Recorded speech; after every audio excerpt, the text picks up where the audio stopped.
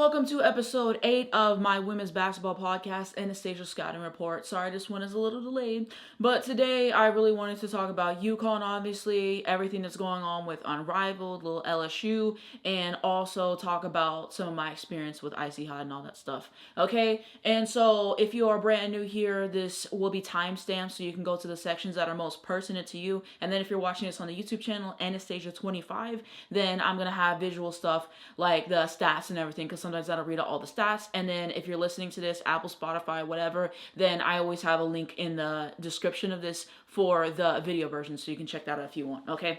And so now let's get started this week. So let's talk about UConn, okay? So first game up is them taking on Providence. They ultimately win 81-38, okay? It's important to note that this was senior night, okay? AZ senior night, period, my Shayla. So I have that photo on the screen too. But going into the stats for this one. So AZ played 26 minutes, had 13 points, 5 for 16, 3 of 13 from the 3, no free throw, 1 rebound, 2 assists, 2 turnovers. She had 4 steals though and no block. Not her best night from the field, but Demon always come back. I thought she had a couple nice plays for what it's worth. There's some accomplishments for AZ and everything that she got with this game. So I have on the screen like her accomplishments at this point for her season and stuff. And now I believe with this game she made 7th all time in 3-pointers made. And then this is just a photo and everything that they posted at the beginning of the season, like her freshman year to now. So senior night period, but that's AZ, okay? And then next up, we talk about Sarah, okay? So she's not in the starters for this game because all the teams start the seniors for senior night, okay? So that's why she's listed on the bench. But she played 13 minutes, had 13 points. 6 for 7 from the field. We got the 6-7, 1-1 from the 3, no free throw, 3 rebound, 1 assist, 1 turnover, 1 steal, and 2 block, okay? So, yeah, I think that this was a decent game for her. Okay? Continuing on, Sarah Williams, 16 minutes played. She had no points, 0-1 from the field, no threes, no free throw, no rebound, no assist, 2 turnover, no steal, and no block. So, it just wasn't great. And then Yana, 2 minutes, 1 point, and no field goals attempted, no threes, 1 and 2 free throw, 1 rebound, no assist, no turnover, no steal, no block. Not much to talk about. And then we go into KK, 26 minutes played, 8 points, 3 for 6 shooting, 0-2 from the 3, 2 free throw, 3 rebounds. She had 10 assists, which is good. I believe this is her career high in assists. And she had 2 turnover and 8 steal and no block. So probably one of her better games. You guys know how I tend to feel about KK though. Caroline, 14 minutes played, 2 points, 1 for 5 shooting, 0-2 from the 3, and she had no free throws in this one, 1 rebound, 4 assists, 1 turnover, 2 steal, and 1 block. Okay, so not much to talk about. And then from the bench, we got Blanca. So she played 23 minutes in this one, had 7 points, 3 for 8 shooting, 0-3 from the 3, 1 and 2 from the free throw line. She had 4 rebounds, 2 assists, 3 turnover, 2 steal, and no block. Okay, so still having to get in rhythm, okay? Making some bad mistakes, you know, with the turnovers and everything like that, trying to give grace, but yeah. And then we go on to Jana. So 19 minutes played, 6 points, 3 for 4 shooting, and no threes, no free throws, 16 rebounds, which is fantastic, okay? And she had 1 assist, no turnover, 1 steal, and no block. So continuing to be positive at the time that she does get. Whenever we're looking at the screens that she's setting, the rebounds that she gets, she can score when she needs to. So always want to see her have more time, but I thought she did good stuff in this game. And then Khalees, 2 points. She doesn't get to play much, so not lots to talk about, but she looks good when she does get to play for the most part. K9, 18 minutes played, 8 points, 3 for 5 shooting, 101 from the 3, 101 free throw, 2 rebound, 4 assists, 4 turnover. I can't praise a turnover, and 1 steal and 1 block. For the most part, I thought she did some nice stuff in this game, still feeling, you know, her role in the offense and getting more comfortable with that, you know, so I thought it was good for the most part. Ali Isabel, 17 minutes played, 11 points, 4 for 11 shooting, 3 of 10 from 3, no free throw, 1 rebound, 1 assist, no turnover, no steal, and 2 blocks. She's just not consistent, okay? And Ashlyn Shade gave you 23 minutes played, 10 points, 3 for 8 shooting, 2 of 6 from 3, 2 free throw, 5 rebound, no assist, 1 turnover, 5 steal, and no block, okay? So the shot selection just continually puzzles me with Ashlyn Shade. You guys know how I feel about Ashlyn Shade, but yeah. Now I'll put all the stats for Providence on the screen so you guys can read those, okay? And then we go on to the scoring by quarter, okay? So first quarter, 5-21, second quarter, 9 for 19, third quarter, 11-26, and fourth quarter, 13-15. Ultimately, UConn wins 81-38, okay? Leaders in points, rebounds, and assists, Sarah Strong with 13 points, Jana with 16 rebounds, and KK with 10 assists. And then for Providence, Moody with 11 points, Gormley with 6 rebounds, and Gormley with 4 assists, okay? Advanced statistics for this one, UConn was 32 for 73 from the field, which is going to be 44%. 10 of 38 from the three-point line, which is typical, which is going to be 26%. 7-9 from the free throw line, 78%. 39 total rebounds in this one, 14 offensive, 25 defensive, 26 assists, 26 steal, 6 block, 16 turnovers, which is way too many, okay? 39 points off of turnovers, 28 fast breaker transition points, 34 points in the paint, 7 foul, no tech, largely was 43%, lead was 94, okay? Then we're going to Providence, 15 for 47 from the field, 32%, 8 for 13 from the three-point line, 62%. They had no free throws, which is going to be 0%. And then a 36 total rebounds, 7 offensive, 29 defensive, 11 assists, 10 steal, 1 block, 39 total turnover, 14 points off of turnovers, 7 fast breaker transition points, 8 points in the paint, 8 foul, no tech, largely was 2%, lead was going to be 5, okay? So overall thoughts on this one, the same thing that I always say for UConn, so I'll keep it brief because I'm about to say the same thing 2 more times.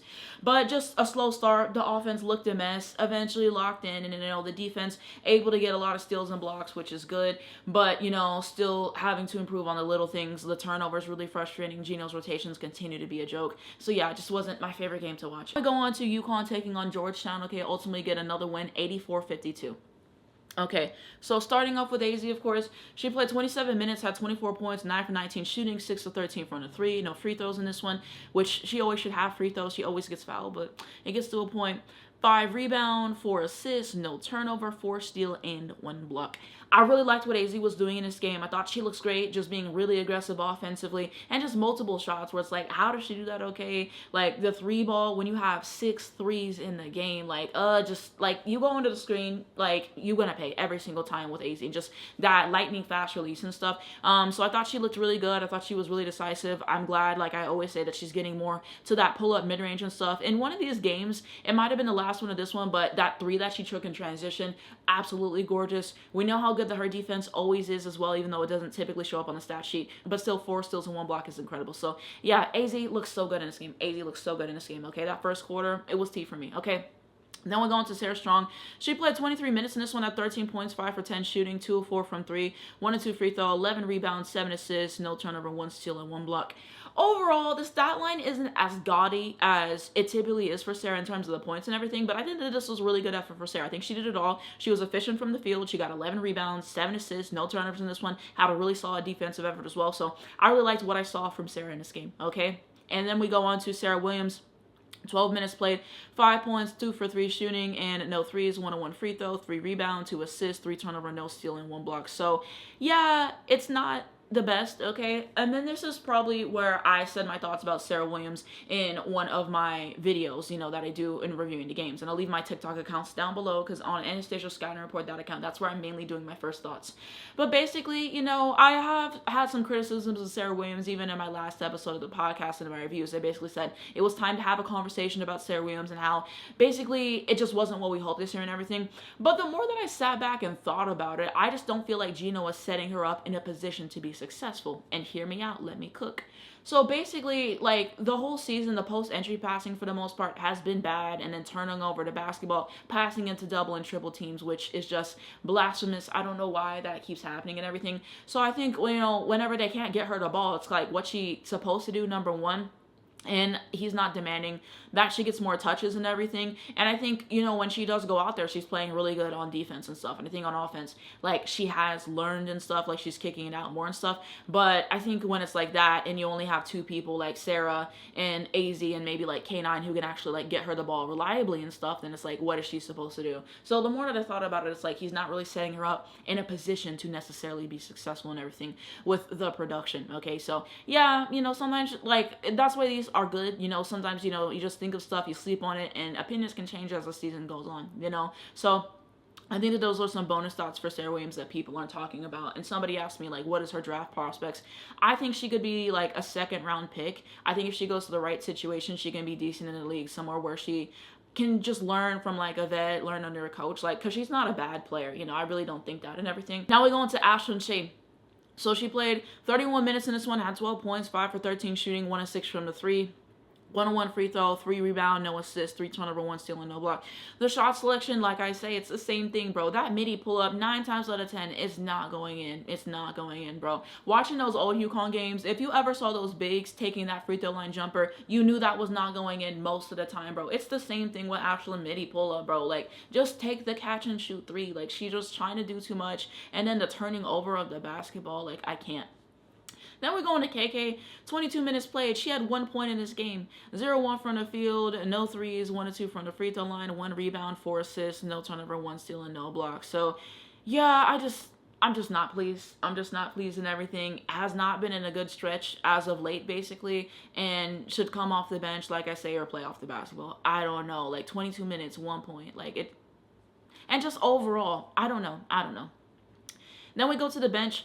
Blanca, 19 minutes played. She had 10 points, 3 for 7 shooting, 1 of 3 from the 3, 3 of 4 free throw, 2 rebound, 2 assists, 1 turnover. She had 4 steals and no blocks. So, yeah, the shot selection in this game, definitely questionable at some points. Still learning. I tried to give grace. Had a couple good plays. And then, Yana, not much to talk about. Jan, 12 minutes, 4 points, 1 of 1 shooting, and no threes, 2 of 2 free throw, 5 rebound, and 1 assist. No turnover, no steal, and no block. Thought she had some good stuff. I believe this was the game where she took the mini, and that was cash. Okay, so I appreciated that. And then Khalees, she had 4 points. Same thing I always say. I don't know why she doesn't get to play at the start of the fourth quarter. I don't. And then K9, 22 minutes played, 11 points, 4 for 4 shooting, 1 of 1 from the 3, 2 of 2 free throw, and she had 2 rebounds, 2 assists, 1 turnover, 3 steal, and no block. Okay, so I'm liking K9. I'm liking K9 like I've been saying. She just kind of knows when to call her own number. You know, I'm still thinking about those moments in the Tennessee game when she had 2 layups back-to-back. One was a Euro. Just like calling her own number, taking advantage of the defenses, and getting her teammates involved, and she's just getting more comfortable and stuff. So I was happy with what I saw from K9. You know, I thought she did some good stuff. Would have liked to see more assists, but they be selling assists, you know, all the time. Like, no shade. So, yeah. Ali Isabel, 23 minutes played. She had no points, 0 from 6 from the field, 0 5 from the 3. No free throw, 1 rebound, 1 assist, no turnover, no stone block. Like I said, she's not consistent. And then Caroline played 5 minutes and didn't record much. So there's that, okay? And so, yeah, wanted to say this for AZ, but AZ had such a great February. I'll put one of the graphics that was made on the screenshot to my Twitter mutual for it because it was so cool. But AZ during the month of February, 21.9 points per game, 3.4 assists, 3 rebounds, 3.3 steals, 51.5% from the field, 50.8% from the three-point line, and 30.6 minutes, okay? February, you will not be forgotten. I can't even talk about how good this month of February has been for AZ Fud basketball and just continuing to show that she's that #1 pick, okay? So it was a great month of February for AZ Fud. Also with this game, UConn clinches the Big East regular season title, so I'll have that on the screen. And then this is something for Sarah. I forgot to mention in one of the games. It might have been this one, but now they have like most consecutive games with 10 plus points. And then she is at 43 games. Okay, so congratulations to that. She's with Paige, Fee, and Maya Moore, so excellent company. Will be one of the best Huskies when it's said and done. Then I'll throw in Georgetown's stats on the screen so you guys can read those. And then we go on to the box score. So first quarter 20 to 21, second quarter 5 to 27, third quarter 13 to 22, and fourth quarter 14 to 14. Ultimately, UConn wins 84-52. Okay. And then leaders for points, rebounds, and assists. AZ Flood leading the way with 24 points. Sarah Strong with 11 rebounds in this game. And then Sarah Strong had 7 assists and no turnover. Georgetown Davis with 12 points. Number 4 with 10 rebound. And Hession, I believe, with 3 assists to 2 turnover. Another great ratio. Okay.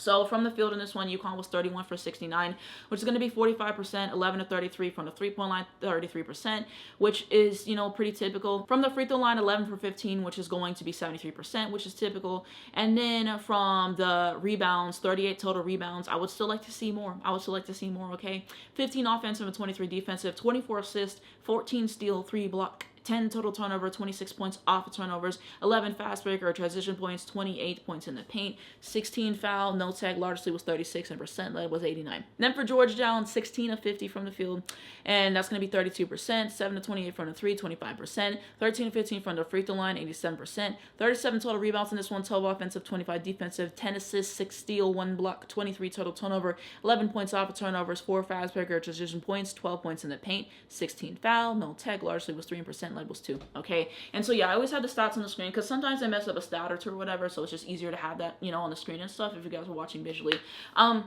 But my overall takeaways on this game, you know, I thought UConn looked really good in the first quarter offensively, just being really purposeful with where the basketball was going. Like I said, I liked how aggressive AZ was being offensively in this game overall in the first quarter. Like, it looked really good. The defense was really bad. You know, like the perimeter defense continues to just be baffling.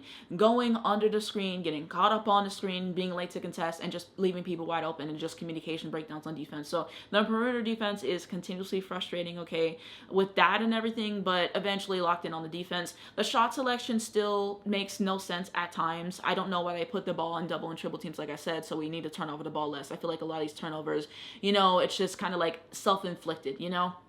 needing more rebounds. Half-court offense continues to be a mess, okay? Like, it gets to a point. Gino's not serious. I don't know how people say Gino coach of the year. He is not coach of the year.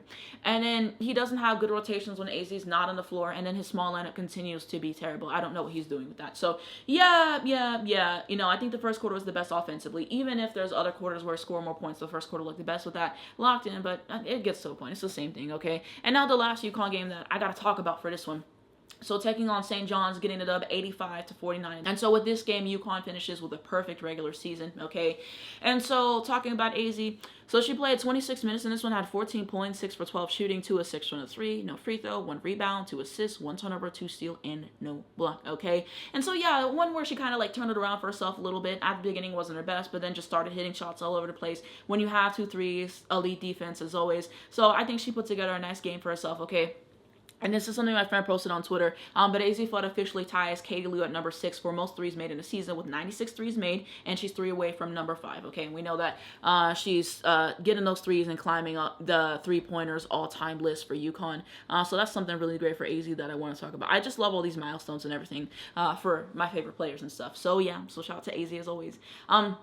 And we'll go on to Sarah Strong. 27 minutes played, 11 points, 5 for 10 shooting, 1 of 3 from the 3, no free throw. She had 7 rebounds, 4 assists, 2 turnovers, 6 steals is incredible. And she had no blocks. You know, overall, I thought Sarah did a lot of nice stuff in this one, okay?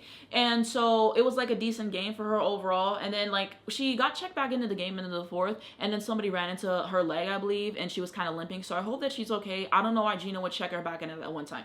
It would be one thing if she was already playing and that happened, but she literally sat out for a fair amount of the 3rd, if I remember correctly. And then he checked her back in on that, and that just, I don't know. I really hope that she's okay. Okay, so I do want to say that for Sarah. We go on to Sarah Williams. 20 minutes played, 11 points, 5 for 6 from the field shooting, and then she had no threes, 1 on 1 free throw, 6 rebound, 3 assists, no turnover, no steal, and 2 block. Okay, this was definitely one of Sarah Williams' best games that she's ever played in a UConn jersey. I thought she looked really good and hitting some good shots, and she had that turnaround shot in this game too. So I thought she looks good in this one, and I would like to see more stuff like this, and then being better at passing her the ball and all that stuff, kind of like I talked about earlier and everything. And then Ashlyn Shade. 30 minutes played, she had 7 points, 3 for 8 shooting, 1 of 5 from the 3, no free throw, 3 rebound, 2 assists, 3 turnover, no steal, no block. Y'all know how I feel. I get tired of repeating myself, no shade.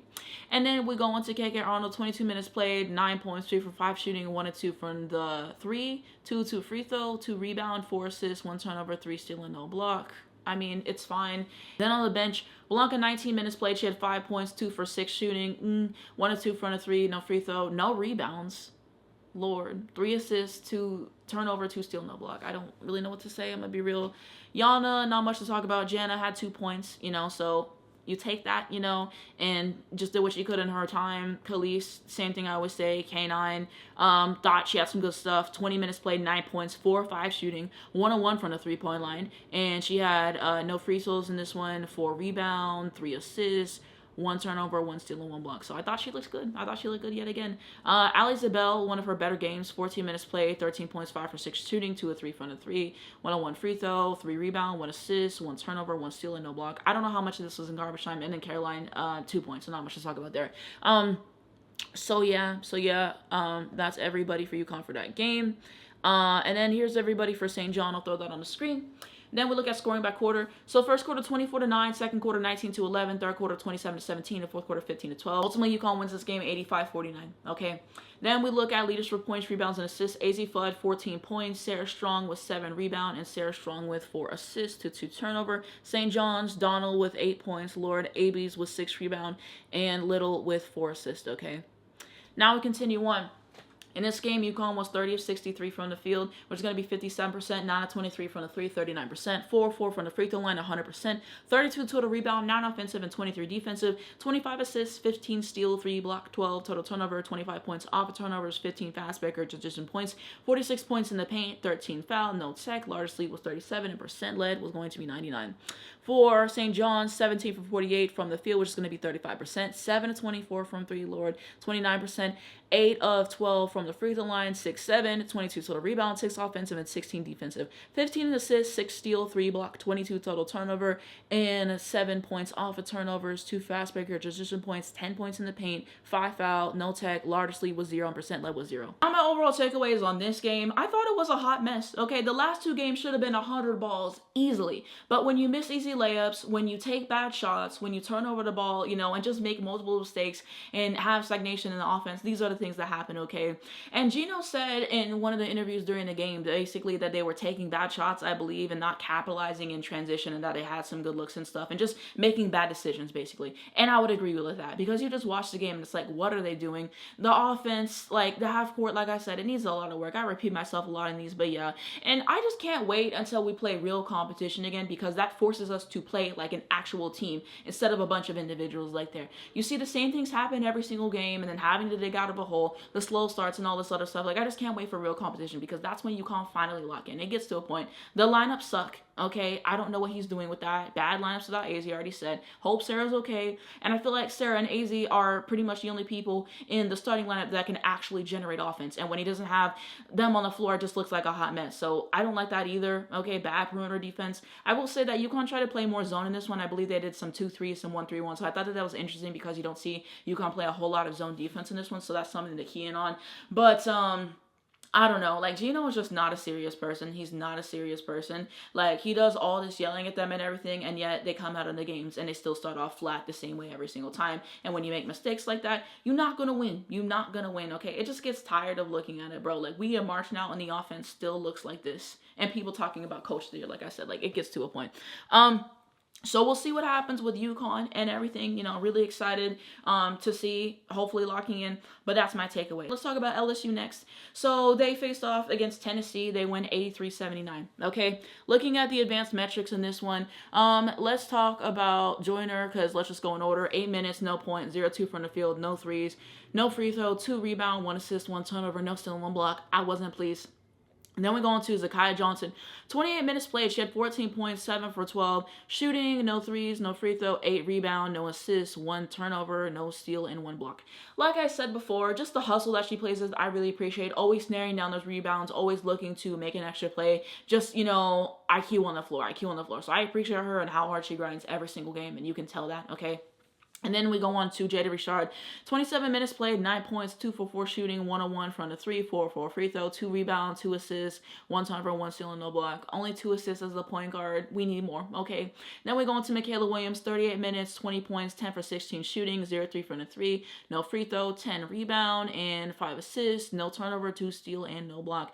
Basically the reason that they won the game. Basically the reason that they were able to put away this game, okay? And just hitting shots all over the place, getting crafty with that. I believe you saw, like, Hezzy in this game, and just, like, doing all of it, taking advantage of the defense. So she really did her thing, offensively in this game, and had 2 steals. So, shout out to her in this game. Flage, 25 minutes played, 10 points, 3 of 10 shooting, 1 of 3 from the 3, 3 of 9 from the free throw line, 3 rebound, no assist, no turnover, 3 steal, and 2 block. The fact that she missed 6 free throws in this game is just unacceptable to me. I'm sorry. You get there, it's an uncontested shot. You gotta make the free throws. It's one thing to split the free throws, but she missed 6 free throws in this game. So that really bothered me. And then just the shot selection at points. And like I said, I feel like for the most part, she struggles to impact the game whenever she's not scoring. So she had 3 steals and 2 blocks, so I'll give credit for that. But she's just not consistent. And that's what pains me, because like I said, I know the talent that Flage has and everything, but we don't see it consistently. And in the big game, she don't be showing up, So that's how I feel. Like, the free throws was really killer. Like, it was really backbreaking to see, okay? And then the bench, Grace Knox played 27 minutes in this one, had 13 points, 4 for 6 shooting, no threes, 5 of 5 free throw, 9 rebound, 1 assist, 3 turnover, 1 steal, and 1 block, okay? So, did a little bit of everything, okay? Coming in and, making her impact felt. So, there we go for Grace Knox. Kay Koval, 5 minutes played. She had 3 points, 1 of 4 shooting, no threes, 101 free throw. She had no rebounds in this game. How you have no rebounds as a post? No assists, 1 turnover, 1 steal, and no block. Yeah, I don't love it. Divine, 1 minute played. She recorded no stats. Bella Hines, 13 minutes played, 2 points, 1 for 2 shooting, 0-1 from the 3. No free throw, 2 rebound, 3 assists, no turnover, no steal, no block. Then we go on to Malaysia. She played 28 minutes, had 18 points, 7 for 18 shooting, 2 of 4 from 3, 2 of 4 from the free throw line, 6 rebound, 3 assists, 4 turnover, 2 steal, and 4 block, okay? Very tricky to evaluate Malaysia in this game and just overall because, like I said before, she has these amazing highlight plays and then she has stuff that makes you want to rip your hair out, bro. I don't remember if it was in this game or if it was in the next game, bro, but I swear she got a steal and then she blew the layup in transition, and there was one where she was trying to save the possession and then boom, she turned it over. So it was just stuff like that and just missing easy shots that she should make and everything. And there was a point in this game she was efficient. She was 6 of 12. And then after that, you went 7 of 18. So you made 1 shot and then you missed 6 shots after that. So it just better decision making. That's what I want. That's what I want. Because when you watch her and you see some of the insane stuff she can do, it's cool. But like I said, you playing like every possession is for the highlight. Okay, let's do some fundamental stuff well. I feel like her threes recently have been a lot better than they have been. She was 20-something% from 3. Before these recent games, so I think that her threes have been better, and I think she's been making some good plays, but we not efficient, and we making some bad decisions, okay? So like I said, and the 4 turnovers, I mean, that's really backbreaking, okay? So yeah, I thought she had some nice plays, but yeah, like that's kind of my takeaways on that and her overall. And then Izzy did not record any stats, okay? And then we go on to Tennessee in this game. So let's start off with Talaysia Cooper. She played 24 minutes in this one, had 13 points, 5 for 18 shooting. My God. 1 of 6 from 3, 2 free throw, 4 rebound, 1 assist, 1 turnover, 1 steal, and she had no blocks. 5 of 18. Who's she feeling like? Chelsea Gray? Well, we continue on. Latham, 25 minutes played, 6 points, 3 of 3 shooting, no threes, no free throw, 8 rebound though, which is good, no assist, no turnover, 2 steal, and 1 block. Spearman, 22 minutes played, 7 points, 3 of 7 shooting, 1 of 2 from the 3, no free throw, 5 rebound, no assist, 1 turnover, 1 steal, 1 block. Then we're going to Prawl, 15 minutes played, 4 points, 2 of 6 from the field shooting, 0-1 from the 3, no free throw, 1 rebound, no assist, no turnover, 1 steal, and no block. And then Robertson was actually decent. 24 minutes played, 14 points, 5 for 8 shooting, 3 of 5 from the 3, 1 of 2 free throw, 3 rebound, 3 assists, 2 turnover, 1 steal, and no block. And then the Civil was only one, well, the main one who gave you something from the bench, but 27 minutes, 17 points, 5 of 10 shooting, 2 of 4 from the 3, 5 of 7 free throw, 8 rebound, 1 assist, 2 turnover, 2 steal, and no block. Okay, so she gave you something. Then we look at the box score for this game. Okay, so first quarter 20-16, second quarter 22-27, third quarter 17-27, and fourth quarter 14-19. Okay, ultimately LSU wins this game 89-73. Okay, and so then we look on the leaders in points, rebounds, and assists. Michaela Williams leading the way with 20 points. And she also led the way with 10 rebounds. And she also led with assists, 5 assists to no turnover, okay? And then for Tennessee, Civil with 17 points. And she had a rebound. And Robertson had 3 assists to 2 turnover, okay? Advanced stats. So from the field, LSU in this one. 35 for 74, 47%. 4 of 12 from the 3, 33%. 15 of 23 from the free throw line, which is going to be 65%. 45 total rebounds in this one, which is great. 16 offensive and 29 defensive. 15 assists, 10 steal, 8 block, 11 total turnover in this one. 19 points off of turnovers. 9 fast breaker decision points, 50 points in the paint. And then they had 12 fouls. No tech, largely was 18, and percent led was 80. For Tennessee, 27-71 from the field, 38%. 11-29 from the three-point line, 38%. 8 of 13 from the free throw line, which is going to be 62%. 43 total rebound, 8 offensive, 25 defensive. 10 assists, 9 steal, 2 blocks, 16 total turnover, 13 points off of turnover. 14 fast breaker decision points, 30 points in the paint. 18 foul, no tech, largely was 7, and percent led was 16. Okay. My overall takeaways on this game, y'all. Lazy on defense for LSU. Multiple times, we not contesting shots. Bad transition defense, and just when you give up 14 points in transition, you can't do those things. So I thought it was a hot mess, you know, like just multiple lapses on defense. And you have to play better defense. Like, they get so lazy, and you can tell in these games. And it's going to matter. It's going to matter. So I did not like the defense. They timed more up in the second half, but I just wasn't pleased. I think that the offense still needs work. There's too much isolation stuff and street ball, and they barely run any real plays. This is what I say every single game. Back-breaking turnovers in this game. Like, stop turning over the ball. Like, y'all know I hate turnovers. So I'm not pleased by that. Okay. Kim's rotations still need work. I think that her small lineup is by far the best lineup that she has. You know, the post, you just don't really get much from the post. Zakiya Johnson be out rebounding the post, and she's a guard. So the post need to get up there and be better with that and be better with the scoring. And they didn't even start to separate in this game until the third quarter, basically. And like I said, it was Michaela Williams' legacy game. Like I said, Flagey's inconsistent, and that pains me, you know? And I feel like also Tennessee got away with multiple offensive fouls in this game that they did not call, bro. And also something I noticed in the games that I'd be forgetting to say, every single time Kilmoki want to go on a run, she always take out Flagey, bro. Tell me I'm wrong. Tell me I'm wrong. You think I'm wrong, I'm telling you. Go watch the games. Every single time she want to go on a run, she take Flagey out. And it works every single time. So what does that say? So yeah, LSU as a team, it's just a hot mess. They just don't have enough discipline. Multiple problems all over the game. You have to play better than that, okay? They got the win, but at what cost? Like, it gets to a point. This is additional. I forgot to talk about Tennessee in this game, so apologies for that. But basically, I feel like Tennessee is one of those teams that kind of always look good, like, in the first half, and then they can just never put it together in the second half against formidable opponents, kind of something similar to, like, a Florida team, for example. So, yeah, I think that LSU they did what they needed to do in Michaela Williams' masterclass, and then, they couldn't keep up with them. They couldn't keep up with them and just made a lot of mistakes and went cold. And I feel like that's what happens when they always play somebody good. And then I believe I said this in the last episode of my podcast, but I definitely think that Kim Caldwell will be fired for Tennessee, okay? You can definitely tell that she's lost the locker room. There's definitely probably going to be some transfers in this. And one of the players, I don't know if you guys saw this on social, but she basically said that, her not being able to start for senior night with all the time she's dedicated, like, that was the straw that broke the camel's back, basically. And so she's decided to step away from the program and everything. And then it was one of the players, and like the coach said she wasn't meeting expectations, and I'm thinking you're not meeting expectations because you're not winning the games either. So yeah, just the culture and everything that she's trying to do is clearly not working. The players don't respect her. They're not winning the games and everything. I believe they lost to Texas A&M as well. So I don't know. I think after the season she'll be dismissed, and people said it's different because UConn, they won last year, thought it was going to be different. But yeah, I don't know. We'll see what happens for Tennessee. But with some puzzling losses, losing the locker room, she's getting fired. Now we go into LSU versus Mississippi State. So I'll put the stats on the screen so you guys can see that if y'all watching on YouTube and everything. Overall, I thought Mississippi State played some really good defense on them. LSU had 20 turnovers in this game, okay? And part of that is them continuously not taking care of the ball and making dumb passes. Like they have some of the worst turnovers that you'll see, I promise you.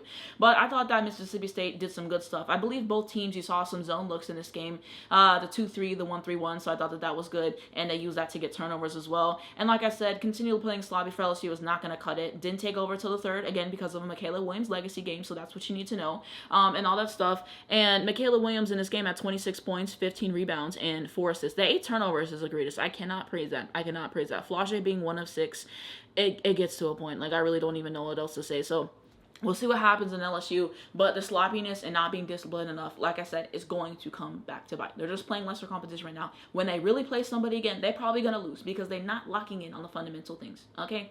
Now we're going to Texas, okay? So I didn't have time to watch both Texas games. I did catch one of them, so that's the one against Georgia, which I'll talk about. But they win 79-50, okay? And so looking at the stats for this one, so Madison Booker in this game, she played 29 minutes, 18 points, 5 for 12 shooting, no threes, 8 of 9 from the free throw line, and 5 rebound, 4 assists, no turnover, 3 steal, and 1 block, okay? Not her most efficient, but I thought she did some good stuff. Y'all know she's going to get to that mid-range every single time. So that was basically a given with Madison Booker. She's good at drawing contact, getting to the free throw line. She be foul baiting sometimes. We want to keep it real, okay? It's a skill, but also it kind of gets annoying to watch. And so, yeah, I thought she did what she needed to do in this one, stuff in the stat sheet. She had 3 steals and 1 block. So a good game for Madison Booker for the most part. I believe she's the leading scorer. Justice Carlton, 21 minutes played, 14 points, 6 of 8 shooting. No threes, 2 of 2 free throw, 4 rebound, 1 assist, 2 turnover, no steal, and no block, okay? So she was decent. And then we go into Bria Cunningham, 17 minutes played at 9 points, 4 of 4 shooting, no threes, 1 and 2 free throws. She had 6 rebound, no assist, 1 turnover, no steal, and no block, okay? So decent. And then we had Jordan Lee, 30 minutes played, 9 points, 4 of 7 shooting. I'm surprised she didn't take more shots, honestly. 1 of 3 from the 3, no free throw, 4 rebound, 2 assists, 2 turnover, 2 steal, and 1 block. So I would like to see more production for the time. Like I said, I don't know why she didn't take more shots. Rory, kind of something similar, 27 minutes played. She had 4 points, 2 of 3 shooting, no threes, no free throw, 3 rebounds, 7 assists though, to 2 turnovers. She had 4 steals and no blocks. So just a solid effort. And then the bench, Sidbury, 12 minutes played. She had 3 points, 1 of 2 shooting, 1 of 2 from the 3. No free throw, 1 rebound, no assist, no turnover, no steal on the ball. We need more rebounds than that. And then I will also talk about Oldacre, of course. 22 minutes played, 14 points, 4 of 7 shooting, no threes, 6 of 6 free throw, 1 rebound, 1 assist, 1 turnover, 1 steal, and 2 block. Just always putting some good stuff on tape. You guys know I like Oldacre a whole lot. Aaliyah Crump, 17 minutes played. She had 2 points, 0 of 3. Shooting from the field, no threes, 2 free throw, and 2 rebound, 1 assist, 1 turnover, 1 steal, and no block. I don't know why she doesn't play more time. I was asking my friend about this, and she told me that she basically thinks she's still hurt. And if she's still hurt, then like, why is Vic still playing her and not getting her ready and letting her rest for the SEC tournament and for March Madness and everything? Like, to rush her back and everything when she's still hurt. If that is true, allegedly, I will say that, that would be dumb, you know, and that wouldn't help the team. So that's something that. And if she isn't hurt, then I really don't understand it. Like, I don't understand why she only took 3 shots in this game. So, just not her best. Preston, it was okay. And then Judd, I don't know, we didn't get much. And then I'll have the stats for Georgia on the screen so you guys can see that and everything. I'll read the points for this one at the very least. Woolfolk, 12 points. Trinity, 8 points. Carnegie, 3 points, not her best. Riley, 16 points. Savannah, 4 points. The bench, she really did not get much from the bench. Okay, continuing on with the stats. So scoring by quarter. First quarter, 11 to 28. Second quarter, 7 to 21. Third quarter, 16 to 18. And the fourth quarter, 16 to 12. Okay, ultimately, Texas wins this one, 79 to 50. Leaders for points, rebounds, and assists. Madison Booker had 18 points. Rhea Cunningham was 6 rebound. And Roy Harmon was 7 assists and 2 turnover. And then for Georgia, number 14 was 16 points. Turner was 7 rebound. And Turner with 2 assists to 3 turnover. That's just a terrible assist to turnover ratio. But we move. Okay, so from the field, Texas in this game, 28 for 53, 53%, 2 of 6 from the 3, 33%, 21 for 24 from the free throw line, 88%, 30 total rebounds in this one, 4 offensive and 26 defensive, 18 assists, 14 steals, 4 block, 13 total turnover, which is too many, 27 points off of turnovers, 16 fast break transition points, 34 points in the paint, 19 foul, 1 tag, largely was 33%, that was 99. For Georgia, 17 for 45 from the field, 38%, 4 of 15 from 3, 27%, 12 of 18 from the free throw line, 6-7, 28 total rebounds, 6 offensive and 22 defensive, 6 assists, 5 steal, 1 block, 24 total turnover, 4 points off of turnovers, 4 fast break points, 20 points in the paint, and then 21 foul, no tech, largely was 0, and percent level was 0. For the most part in this game, I thought Texas looked good, right? You know, I thought that they did what they were supposed to do in the beginning. You saw them just getting the ball into the post a lot and scoring that way, which I thought was good. You saw Georgia playing some zone on them and everything, and Texas just being able to capitalize off of that zone. So, you know, I thought that those things were good and everything, obviously. And so, yeah, the threes are never going to be it for Texas. They only took 6 and they made 2. So, I mean, that's not terrible, but they still do have to be better from the 3 because, like I said, it's going to matter. It's going to matter come March. And so, yeah, I really like the defense that they played in this one generally. I thought that they looked really good, you know, forcing a lot of turnovers, scoring off of that in transition and stuff, making them have to take difficult shots and not letting a whole lot of field goals be given up. So I like that.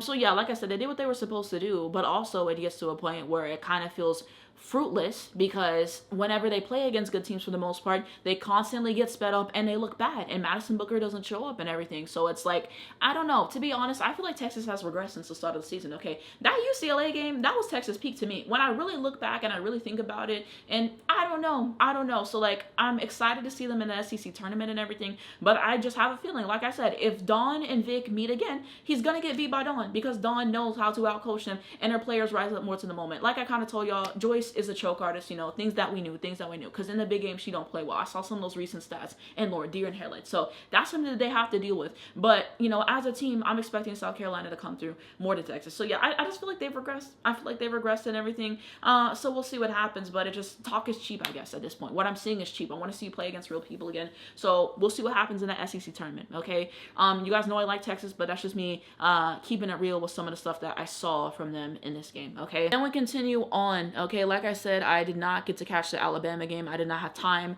because I wanted to film this podcast, edit it, and have it out probably on Wednesday at some point. It's going to take forever to edit. I just did not have the time, you know, so I haven't got to that. And I'll probably talk about Michigan and Ohio State next week because I did not have the time to watch them one either. There's just so many games to cover, okay? This is going to be my little bonus section right here, but I wanted to talk about the UCLA documentary. Okay, it's literally called UCLA. Okay, that's what it's called. And so it was pretty short. You know, somebody uploaded it on YouTube, so shout out to them because I was not trying to pay to watch it, no shade. My overall takeaways, I think that it was interesting to see them off the court, you know, the things that they enjoy and stuff, and just talking about family, why they decided to come to UCLA. And Lauren basically said at Stanford, she was kind of like, I believe she said it was like a price to pay for winning and stuff, and so she just wasn't happy mentally, and so she was basically like, I came over to UCLA to heal, and how it's been really good for her, and them talking about trying to manage the balance of school and also basketball and like a lot of the pressure that they put on themselves. They lost to USC multiple times in the regular season. They were just upset about it and everything, thought that they didn't play up to their standard, had a team meeting, kind of talked it out, and then they won the second time and everything. I don't know. I would like to see some more stuff inside the games. You know what I mean? Because like they talked about a couple like key losses for them, but then they just skated by like a lot of the wins and a lot of the other stuff. And so they talk about 2-3 games and then boom, all of a sudden we at the Final Four. So I don't know. I would have liked more detail with that. I would have liked for it to be a 2-hour piece, you know, and I wanted to hear more. I wanted to hear more about it and everything. So yeah, like they were really passionate about that. For me, if I'm involved with UCLA in any fashion, the second they score Lauren Bett's jersey number against UConn and got belted in that Final Four, cut the cameras, cut the documentary, bro. Like, and yeah, they were upset about that game, and rightfully so, because you know they worked so hard in season. It wasn't historic in a sense because it's the first year that they made the Final Four, but it was just belt in that game. Okay, like that is one of the best defensive performances I've ever seen a team put on, and that's partially why I'm here today. Even like doing this and like reviewing and stuff, because that was the game that inspired me to start talking about it, and no one else was talking about it. So yeah, like that's probably my favorite game of the whole tournament and everything. So it was definitely interesting to see them behind the scenes and everything. And after they lost, all their freshmen went into the transfer portal. I was just like, damn. So that happened, and then a few other players left. So we'll see what happens this year and everything. And you know, a lot of people feel like it's their best year to win the title. But like I said, UCLA chokes when it matters, okay? So I'm just not going to believe that they win it all unless they do win it all. And we'll see. But when they take out Lauren out of the game, and then whenever you make the guards beat you, it don't work. And Corey Close cannot make adjustments in real time, okay? And so that's some of my takeaways there. I saw some of that game against USC. Boring. I turned that off. I'm not even going to hold y'all. Like, there was nothing to talk about. That's why I don't talk about UCLA. Like, I'm going to be honest, because it feels fruitless again. Now let's get into some Unrivaled stuff, okay? I got a lot to talk about. I got a lot to talk about with this section, okay? As we know, Breeze clinched the playoffs and everything after one of their recent games, so you know that was cool and everything. And I do want to say shout out to Icy Hot for giving me the opportunity to go to Miami. They literally covered everything, all expenses paid, like the flight, the hotel, the food, like literally everything was covered. They were fantastic, so I want to say shout out to them, okay, because they really did their big one with that and everything.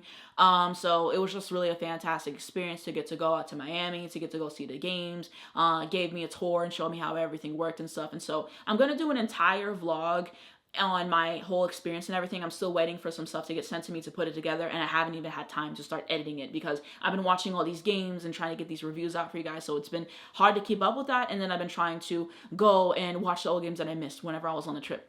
And I did get this basketball signed by Nafisa Carter, which is right here. So this is the setup now. I got a shelf, and I'm going to put it in a shelf, and I'll have a whole setup. I just wanted it to be shown in this video. So just shout out to Icy Hot for what they did for me. You know, it was huge. It was huge, honestly. And shout out to Kelsey for just being so great and literally coordinating everything. So I wanted to have that disclaimer. I wanted to have that disclaimer before we got into everything else. But we talk about the first game that I got to go to, which is Breeze taking on the Laces, okay? Ultimately, Laces win 65-53, okay? So first off, starting off with the Breeze and Paige, of course. So she played 10.3 minutes in this one, had 2 points. Y'all see the field goal. It wasn't her best night from the field, but as we know, Demon came back, and she always will, never losing faith in Demon. And 0-1 from the 3, no free throw, 2 rebound, and 2 assists, no steal, no block, and no turnover. So this wasn't her best night from the field, you know, and so, like I said, she came back and did her thing in the next game, as we know, and everything. And like I said, it's just constantly weird to see some of Paige's old fans, like, continuously, like, doubt her and say the same things that haters will say after she doesn't have her best game. Like, I don't know, like, I'm just never into that, and I always say that, and people always blaming Paige when the team don't win the game. Like, Paige is, like, not the only reason we have a chance. So yeah, I don't know why Noelle did not play her in the fourth quarter. I did not understand that, okay? And so I'll put in 2 things. Number 1, I will put in the MIDI that she had, and then I'll put in her conversation with the refs, because I did get that from this game and everything. But yeah.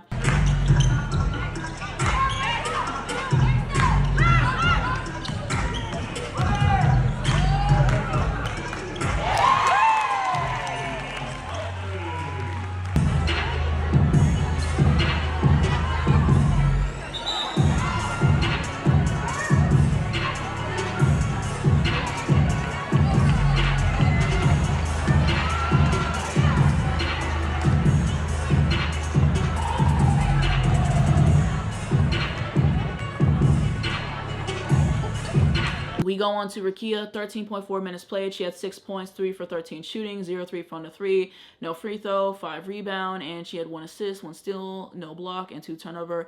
Pretty much everyone didn't shoot the ball great in this one, so I'm just going to pretty much read the stats and move on because it's a lot of similar thoughts. Dom had a good game, though. She played 13 minutes in this one, had 21 points, 10 for 17 shooting, 1-1 from the 3, 0-1 from the free throw line, at 10 rebound, and 1 assist, no steal, no block, and 1 turnover. Cam, 13.5 minutes played, 11 points, 4 for 11 shooting, 1 of 6 from the 3, 1-1 free throw, 8 rebound, and she had no assist, no steal, 1 block, and no turnover. And then Kate, 15.9 minutes played, 7 points, 2 of 8 shooting, 1 of 5 from the 3, and 1-1 free throw, no rebound, and 3 assists, no steal, no block, and no turnover. Courtney Williams, 14.6 minutes played, 6 points, 3 for 13 shooting, 0-1 from the 3, no free throw, 10 rebound though, and 5 assists, no steal, no block, and 1 turnover, okay? So yeah, and then Ari McDonald did not play. Then we go on to the Laces. Brittany Sykes, 15.5 minutes played, 25 points, 10 for 18 shooting, 2 of 6 from the 3, 2 of 2 free throw, 12 rebound, and no assists, 1 steal, 2 block, and 1 turnover, which, you know, she did her thing in this one, like I said, and Unrivaled, you know, really did her thing. She likes to foul bait a lot, but she doesn't get a whole lot of fouls called, so, you know, she just been hooping, though. And then we go into AT, 10.6 minutes played, 2 points, 0-4 shooting, no threes, 1 and 2 free throw, 5 rebound, and 1 assist, no steal, no block, and 2 turnover. I didn't know she had 2 points until I saw the stat line afterward. Jackie Young, 12.8 minutes played, 13 points, 3 of 8 shooting, 2 of 4 from the 3, 2 of 2 free throw, 7 rebound, 1 assist, 1 steal, no block, 2 turnover. And then Jordan Canada, 13.3 minutes played. She had 13 points, 5 for 13 shooting, 1 of 3 from the 3, 1-1 free throw, 7 rebound, and 2 assists, no steal, no block, and 2 turnover. And then Naz Hillman, 16.3 minutes played, 7 points, 3 for 7 shooting, 1 of 3 from the 3, 0-1 free throw, no assist, no steal, 1 block, and no turnover. And then Maddie, 12.2 minutes played, 5 points, 2 of 14 shooting. She feeling like Enrique. 1 of 4 from the 3, no free throw, 4 rebound, no assist, no steal, no block, and no turnover. Okay, so everyone from both teams, for the most part, didn't have great shooting nights. Okay, so we move. Scoring by quarter, first quarter 18-24, second quarter 12-19, third quarter 12-11, and fourth quarter 11-11. Ultimately, Laces win is 65-53. Okay, leaders in points, rebounds, and assists. Dawn with 21 points. She had 10 rebound, and Courtney Williams had 5 assists. Brittany Sykes with 25 points, and she had 12 rebound, and Jordan Canada had 2 assists. Okay. And then we look at from the field. Breeze was 23 of 70 from the field, 32.9%. 3 threes in this game, 17.6%. 2 of 3 from the free throw line, 66.7%. 43 total rebounds in this one, 8 offensive, 35 defensive, 12 assists, 1 steal, 1 block, 4 turnover, and 12 foul. Okay, we look at the Laces, 23 for 64 from the field, 35.9%. 7 3-pointers made, 35%. 6 of 8 from the free throw line, 75%. 48 total rebound, 8 offensive, and 40 defensive rebounds. 4 assists, 2 steal, 3 block, 7 turnover, and 10 foul. Okay, and so overall takeaways on this game. It was just a rough one to watch. Usually when I go in person, I rewatch the games because they have different angles and everything, but I got really good seats on this one, so again, shout out to Icy Hot for that, and it was just so painful, I could not rewatch it again, okay? So, yeah, I just felt like the team couldn't get going offensively. The defense was a mess. Noel's rotations made no sense in this one, as they never do. Paige should have been on the floor in the fourth. I really feel like she would have figured it out, 1 and 2, even if it's not her best night shooting the ball. She does really great in setting up looks for other people, so I didn't get that. And I knew, seeing it in person, that she wasn't going to touch the floor in the fourth quarter. I had a feeling, and I wanted to be optimistic, but yeah, you know, Laces also did not shoot the ball well. They shot it a little bit better than us, played a little bit better as a team than us, but that was a rough game to see, okay? And all these games that I'm going to talk about, you know, they're all out of order and everything, okay? So I got to see 4 games in person. The Breeze game I just talked about, the Laces versus the Phantom, the Lunar Owls versus the Hive, and then I also got to see the Mist versus the Vinyl. Okay, so those are the ones that Icy Hot took care of for me, and I really appreciate them for that and everything, because I was only supposed to go see the Paige game. I happened to ask if I could go see Angel and stuff, and they set that up for me. So I'm incredibly thankful for that. So those are the ones I got to go see in person, and then there's other ones that I just like watched at home and everything. So I do want to have that disclaimer, and they're all out of order because I was trying to talk about like the Breeze here, and then the rows here, and then so it's all out of order and out of sequence and everything. Now we go on to another Breeze game, okay? So this was a playoff game. We had the Breeze taking on the Rose. I think the promo poster for this is so cool. It's so cool, okay? Like, this was everything. And so Breeze ultimately ended up getting the win 69-50 in this one. So starting off with the Breeze and Paige, of course. So she played 20 minutes in this one, had 29 points, 11 for 19 shooting, 4 or 5 from the 3, and 2 of 2 free throw, 4 rebound, 2 assists, no steal, 1 block, and 2 turnover, 4 personal foul. And Paige, playoff Paige is here. Paige just continues to show that she is her, okay? After the last game, you know, and just like with the stakes of everything, I knew that Paige didn't necessarily need any extra motivation and that she was going to go out there and give it her all. And that's exactly what she did. And she was just really aggressive offensively in this game, really from the jump ball. And the first possession, she goes and she gets an and-one right on Kalia Copper, bro. They said she went out there with her hair on fire, and she truly did. Like, this was an all-time Paige performance. And when the moments matter the most, she's going to give her all, and she be showing up for real. So it was just really cool to see Paige do her thing and everything. And she was really electric in this game, for sure. Like, just so many good plays when we have 4 or 5 from the three-point line, like, and just so many good plays. That one where she backed up and hit the 3 was cool as well. Like, just so many cool plays in this one. Really efficient. And then I'll put on the screen some of my favorite moments from this game. One, this was her and Angel. Y'all know my 2 favorite players. I got my Angel thing on the wall right here. Of course, I got Paige, you know, all over the wall too. But y'all know I love Angel down. Y'all know I love Angel down. So I had to have that moment because I saw this after the game. This was a promo someone did on Instagram for the next game. And Mr. M Hoop Designs on Instagram. But they ate bad.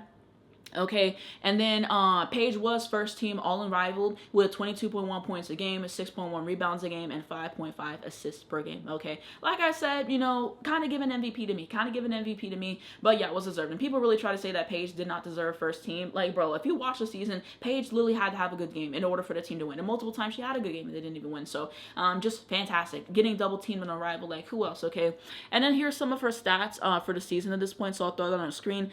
This is one photo that I love. Paige just being hyped up. This was one after she hit the 3, and so yeah, those things were cool. And everything. But yeah, I'm always gonna have all the confidence in the world in Paige and everything. And another thing is, some people are so weird. Like, some people, I wish that they would just admit that they don't like Paige, because every single time it's convenient for them to promote Paige. That's exactly what they do. Whenever she has a good game, whenever she has a 35 ball and like all those other things, they promote her. The second that it is convenient to hate on her and everything for engagement, that's what they do as well and everything. So I hate that and everything. So I did not appreciate that. But Paige, just everything and more, and she just delivered in a phenomenal way. Like, it was just all time, okay? And then we go on to Rakia. 19.7 minutes played. She had 9 points, 3 for 10 shooting, 1 of 4 from the 3, 1 of 2 free throws. She had 5 rebound total, and she had 3 assists, 2 steal, 2 block, 2 turnover, and 3 personal foul. Okay, I thought that it wasn't her best game offensively, but she had some huge defensive plays. There was one, Dawn turned over the ball, Chelsea Gray got it. She did a behind the back to Call, who was going in for the layup, and then Rakia blocked it. Thank God. You know how long we would have seen that highlight? Okay, so that was huge, and then she had another big block in this game as well. So I appreciate her defensive effort. This was some of the best defense she's played all season. I really believe that. And then we go on to Dom. So she played 15.6 minutes in this one, had 14 points, 6 for 14 shooting, 0-1 from the 3, 101 free throw. She had 17 rebounds, which is fantastic with the rebounds. Okay, crashing the glass. And then she had 4 assists, 3 steal, 1 block, 4 turnover, and 3 personal foul. For the most part, I was pleased with this one. You know, I thought that she had some good defensive moments in this one, and offensively being able to score and all that other stuff. The turnover, I wasn't pleased by that, but I thought she played hard in this game. For the most part, I thought she looked good. And then we go on to Cam, 9.8 minutes in this one. She had 9 points, 4 or 5 shooting, 1 of 1 from the 3, no free throw, 6 rebound in this one, 1 assist, no steal, 1 block, 2 turnover, and 4 personal foul. Okay, and so I thought Cam played well in this one. You know, being efficient, played really good defense in this game on Angel. You know, which was great. And then also just like being able to space the floor, set some really good screens for Paige. I always appreciate it. Okay, so I like Cam. And like, people have like the weirdest think pieces on Cam, and I don't get it because she's a good player. Okay, and like I've said this before, but yeah, Courtney. 10.9 minutes played, 8 points, 3 for 8 shooting, 2 of 6 from the 3, no free throws in this one, 3 rebound, 5 assists, no steal, no block, no turnover, 1 personal foul. So it was okay. It wasn't terrible. You know, had some good plays in this one when you have 5 assists. You guys know how I feel about Courtney generally though. Kate Martin did not play in this one, which was the right decision, and as we know, Ari's out for the season. Okay, now to the roles in this game. So talking about Angel first, so she played 13.7 minutes in this one. She had 10 points, 5 for 10 shooting, 0-1 from the 3, 0-1 free throw, 7 rebound, and 3 assists, no steal, no block, 2 turnover, and 2 personal foul. Okay, so I thought Angel played well in this one. She definitely should have played more minutes because she only played 13 minutes, so I didn't get that. And I don't understand why she didn't start, at some point in the season and everything. She proved how valuable that she is defensively, and that's one of the games that happened before this game, which we'll talk about later. Like I said, it's out of order and everything, but I thought she looked good. I thought she scored multiple times, played some really good defense, setting some good screens, and I just feel like Angel wasn't valued enough in her time coming back in Unrivaled. And what I mean by that is multiple times I saw her setting screens and rolling to the basket, trying to set up a pick and roll, and her not seeing the ball. It's like I feel like they only wanted her back for her defense and her rebounding and not to also help them score as well. And so I was just really frustrated by that she just didn't get utilized in the way that she should have and didn't get to play the time that she should have. And part of this minutes was garbage time as well. So I did not like that. Angel's one of my favorites, so that hurt me. Then we're going to the starters. Shakira, 14.3 minutes played. She had 6 points, 2 of 8 shooting, no threes, 1 of 2 free throws, 10 rebound, 4 assists, no steal, 1 block, 1 turnover, and 1 personal foul. Not great. Then we go on to ncaaw, 15.1 minutes played, 15 points, 6 of 16 shooting, 1 of 5 from the 3, 1 of 2 free throw, 3 rebound, and no assists, 1 steal, no block, 1 turnover, and 4 personal foul. So I thought that it just wasn't her best night shooting the ball. I felt she should have passed it more, basically. And there was a point she got hurt, and luckily she came back and she was okay. But yeah, those are some of my thoughts on Clea Copper. Then we go on to Chelsea Gray in this one. So she played 23.9 minutes in this one, 11 points, 5 for 18 shooting, lowered 1 of 6 from the 3, no free throw, 7 rebound, and 4 assists, 3 steal, no block, 4 turnover, and she had 6 personal fouls, so she fouled out in this one. Chelsea in this game just played selfish, okay? And so it was really frustrating for me because multiple times just taking shots and they are not going in. Pass the ball more. You're supposed to be the point guard. She didn't even lead this game in assists, mind you, okay? So just a lot of selfish basketball. And I get that Chelsea hero ball helped them a lot this season, but it came to an end. It came to an end and everything. And so it just, I don't know. I was just really frustrated by her performance in this game. Like, this is not how we play. This is not how we play, okay? So some takeaways on the MVP, I'll say that really quickly. I get why they gave her the MVP. She had a lot of great performances in this season and everything, so I can see why they went that way. In my opinion, for me, I would say Paige or Kelsey Plum. I kind of saw them more for the MVP. Like, that's what I thought. That's my opinion, and you guys can feel free to disagree with me. I do have a lot of respect for Chelsea Gray as a player, as I said before and everything. So I get why they went that way and everything. And there's that. And like I said, I was just frustrated by her performance in this game. Okay, so that's what I'm going to say about Chelsea Gray right there. Okay.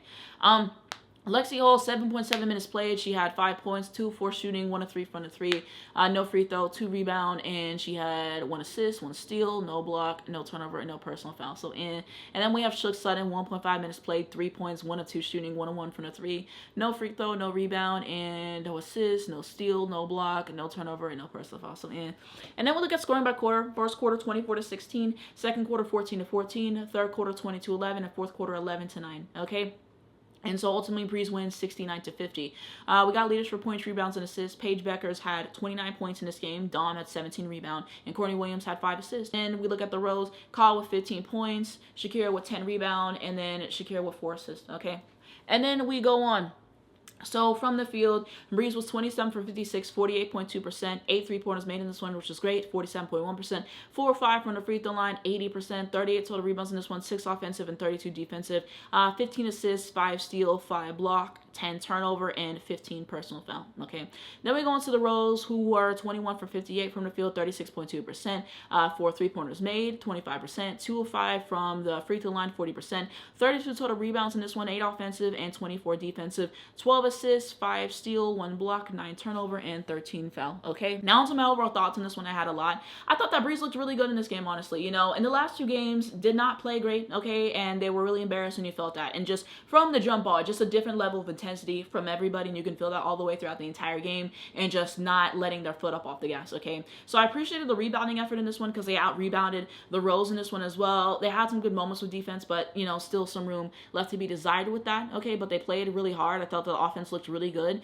They played really unselfish in this one, setting up a lot of nice looks for each other and letting Paige do her thing and play point guard, So yeah, CPR got more time as a lineup, and I was pleased because that's her best lineup, and yet it got the least time, but she played them more. Some of her lineups were really questionable. She had had one. I think when she does Paige and Courtney on the floor at the same time, it just doesn't work, okay? And the ball pressure that Paige was getting, I didn't like that. And Rose had opportunities to capitalize off of that, and they really didn't. So there's that.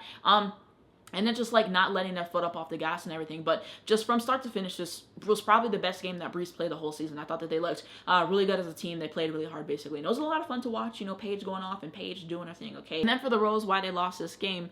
Like I said, Chelsea was selfish in this game, and that irritated me. ncaaw, she should have passed more, you know? So it was really them two that irritated me the most in this game. And I just felt bad for Angel in this game because she didn't get to play in the playoffs last year because she got injured and she broke her wrist again, I believe. Something happened to her wrist. And so she comes back this year to play in the playoffs, and like I said, it's just like she wasn't valued enough in this offense and everything. It's just using the screens to navigate around them to brick shots instead of setting her for opportunities as well, you know, so I was frustrated by that. I thought that Nola's lineups didn't make any sense. The lineups with Shook Stud and all that stuff didn't make any sense when we had bad lineups. I felt like they didn't capitalize off of that as well. Team defense was really carried by Angel, you know, and so I felt like the team defense wasn't good, and they had their opportunities, but they didn't get it done, okay? And so the discourse, even Jesus rested from this game and everything. Breeze really did their thing. So yeah, just hate to see it go this way for Angel, because yeah, but that's my takeaways there. Now we go on to the Breeze versus the Mist, okay? So this one just happened last night, and I'm still hot about it, okay? If you know, you know. But ultimately, the Mist end up getting the dub in this game, 73-69, okay? I think the promo poster for this one is really cool. Really love the promo for it, okay? And so, yeah, let's get started, okay? So Paige in this game had 20 minutes played. She had 17 points, 8 for 22, 1 of 3 from the 3, no free throw, 10 rebound, and 5 assists, 1 steal, no block, 1 turnover, 3 personal foul, okay? Overall, I thought that Paige played her heart out in this game. Like I said, with the atmosphere, you knew that Paige was going to put it on the line and do everything that she could possibly do to help her team win, and I felt like she really played as hard as she could have played, you know? And I think that it's criminal that Paige did not get any free throws in this game because she got fouled the entire game, you know, how physical that they were playing with her. And there was one where she went up for a 3, and she was clearly fouled because she didn't get to land, and then she didn't get to the line with that. So just being frustrated with that. And, you know, I forgot to mention in my review that she had a double-double, and you know that I like a guard double-double, but she was crashing the boards hard. She was playing hard, doing everything that she could to help her team win, you know, so just appreciate her as always for putting it all on the floor and really tried her best, okay? And I don't understand some people's incessant need to blame Paige for every single time the team loses a game. Like, there's not 4 other people in 5-on-5 playing with a starting lineup, and then 3-on-3, like, there's not other people that she's playing with. Why does it always have to be on Paige? I say this every single time, but y'all never get tired of the same dumbass takes every single game. Like I said, even Jesus rested. There's no way you can watch this game and say that it was Paige's fault. She did everything that she could. Like, I just don't know what else people want her to do. Like, I genuinely don't. Like, it's so stupid what people are saying. And y'all supposed to be Paige fans, but y'all throw her under the bus any chance that y'all get. So I didn't like that, okay? And I will throw on some of my favorite pictures for Paige from some of the recent games, which are cool. AZ was also in intense to the game. Y'all know I love AZ for a down, love relationships, so period. And AZ's outfit was so tea. She had like this fur coat on, and I'll have that on the screen as well. But, you know, that was cool. Okay? And then I'll throw up a photo of Paige and Dom that I really liked from this game as well, okay? And then we continue on.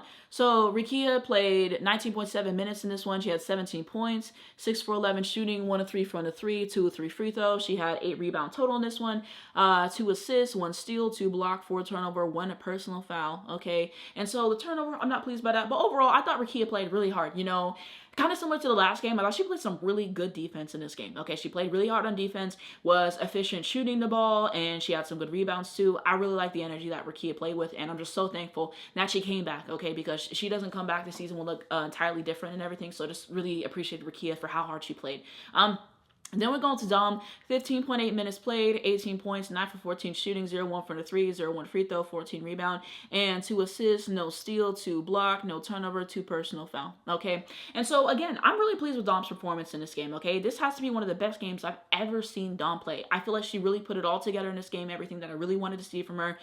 She had 18 points, 9 for 14, like she was efficient shooting from the field, and she had 14 rebounds in this game, okay? Multiple times she had critical putbacks in this game, and just, you know, running behind in transition and a lot of stuff. So I appreciated that as well. Okay, I thought she played some really good defense on Stewie in this game, and she really did her big one in this one. So want to give a lot of credit to Dom, okay, because she came so far. Then continue on, Cam Brink. So she played 9.8 minutes in this one, 11 points, 4 for 6 shooting, 1 of 2 from the 3, 1 of 1 free throw, 4 rebound, and 1 assist, 1 steal, 4 block, 3 turnover, and she had 4 fouls in this one. I thought Cam did some nice stuff in this one, spacing the floor for you, played some really good defense, had some big blocks on Stewie in this game, and was able to score for us as well. So I liked what I saw from Cam in this game. And then we have Courtney Williams, 8.8 minutes in this one. She had 6 points, 3 for 7 shooting, 0-1 from the 3, no free throw, 3 rebound, and 2 assists, no steal, no block, 3 turnover, 2 personal foul. Had some good plays in this one, she had a couple assists and everything. So yeah, you'll know how I feel about her generally again. Kate Martin did not play in this one, and then Erin McDonald did not play in this one. Okay, so we continue on to the mist. So Veronica Byrne in this one, 13.5 minutes played. She had 6 points, 2 for 4 shooting, no threes, 1 of 1 free throw, 3 rebound, 3 assists, no steal, 1 block, no turnover, and she had 2 personal fouls in this one. Okay. And so I thought that she did some nice stuff in this game, okay? Then we go on to Alicia Gray, 12.8 minutes played. She had 12 points, 4 of 12 shooting, 0-2 from the 3, 2-2 free throw, 3 rebound, and no assist, no steal, no block, 1 turnover, and no personal foul. So just not her best shooting.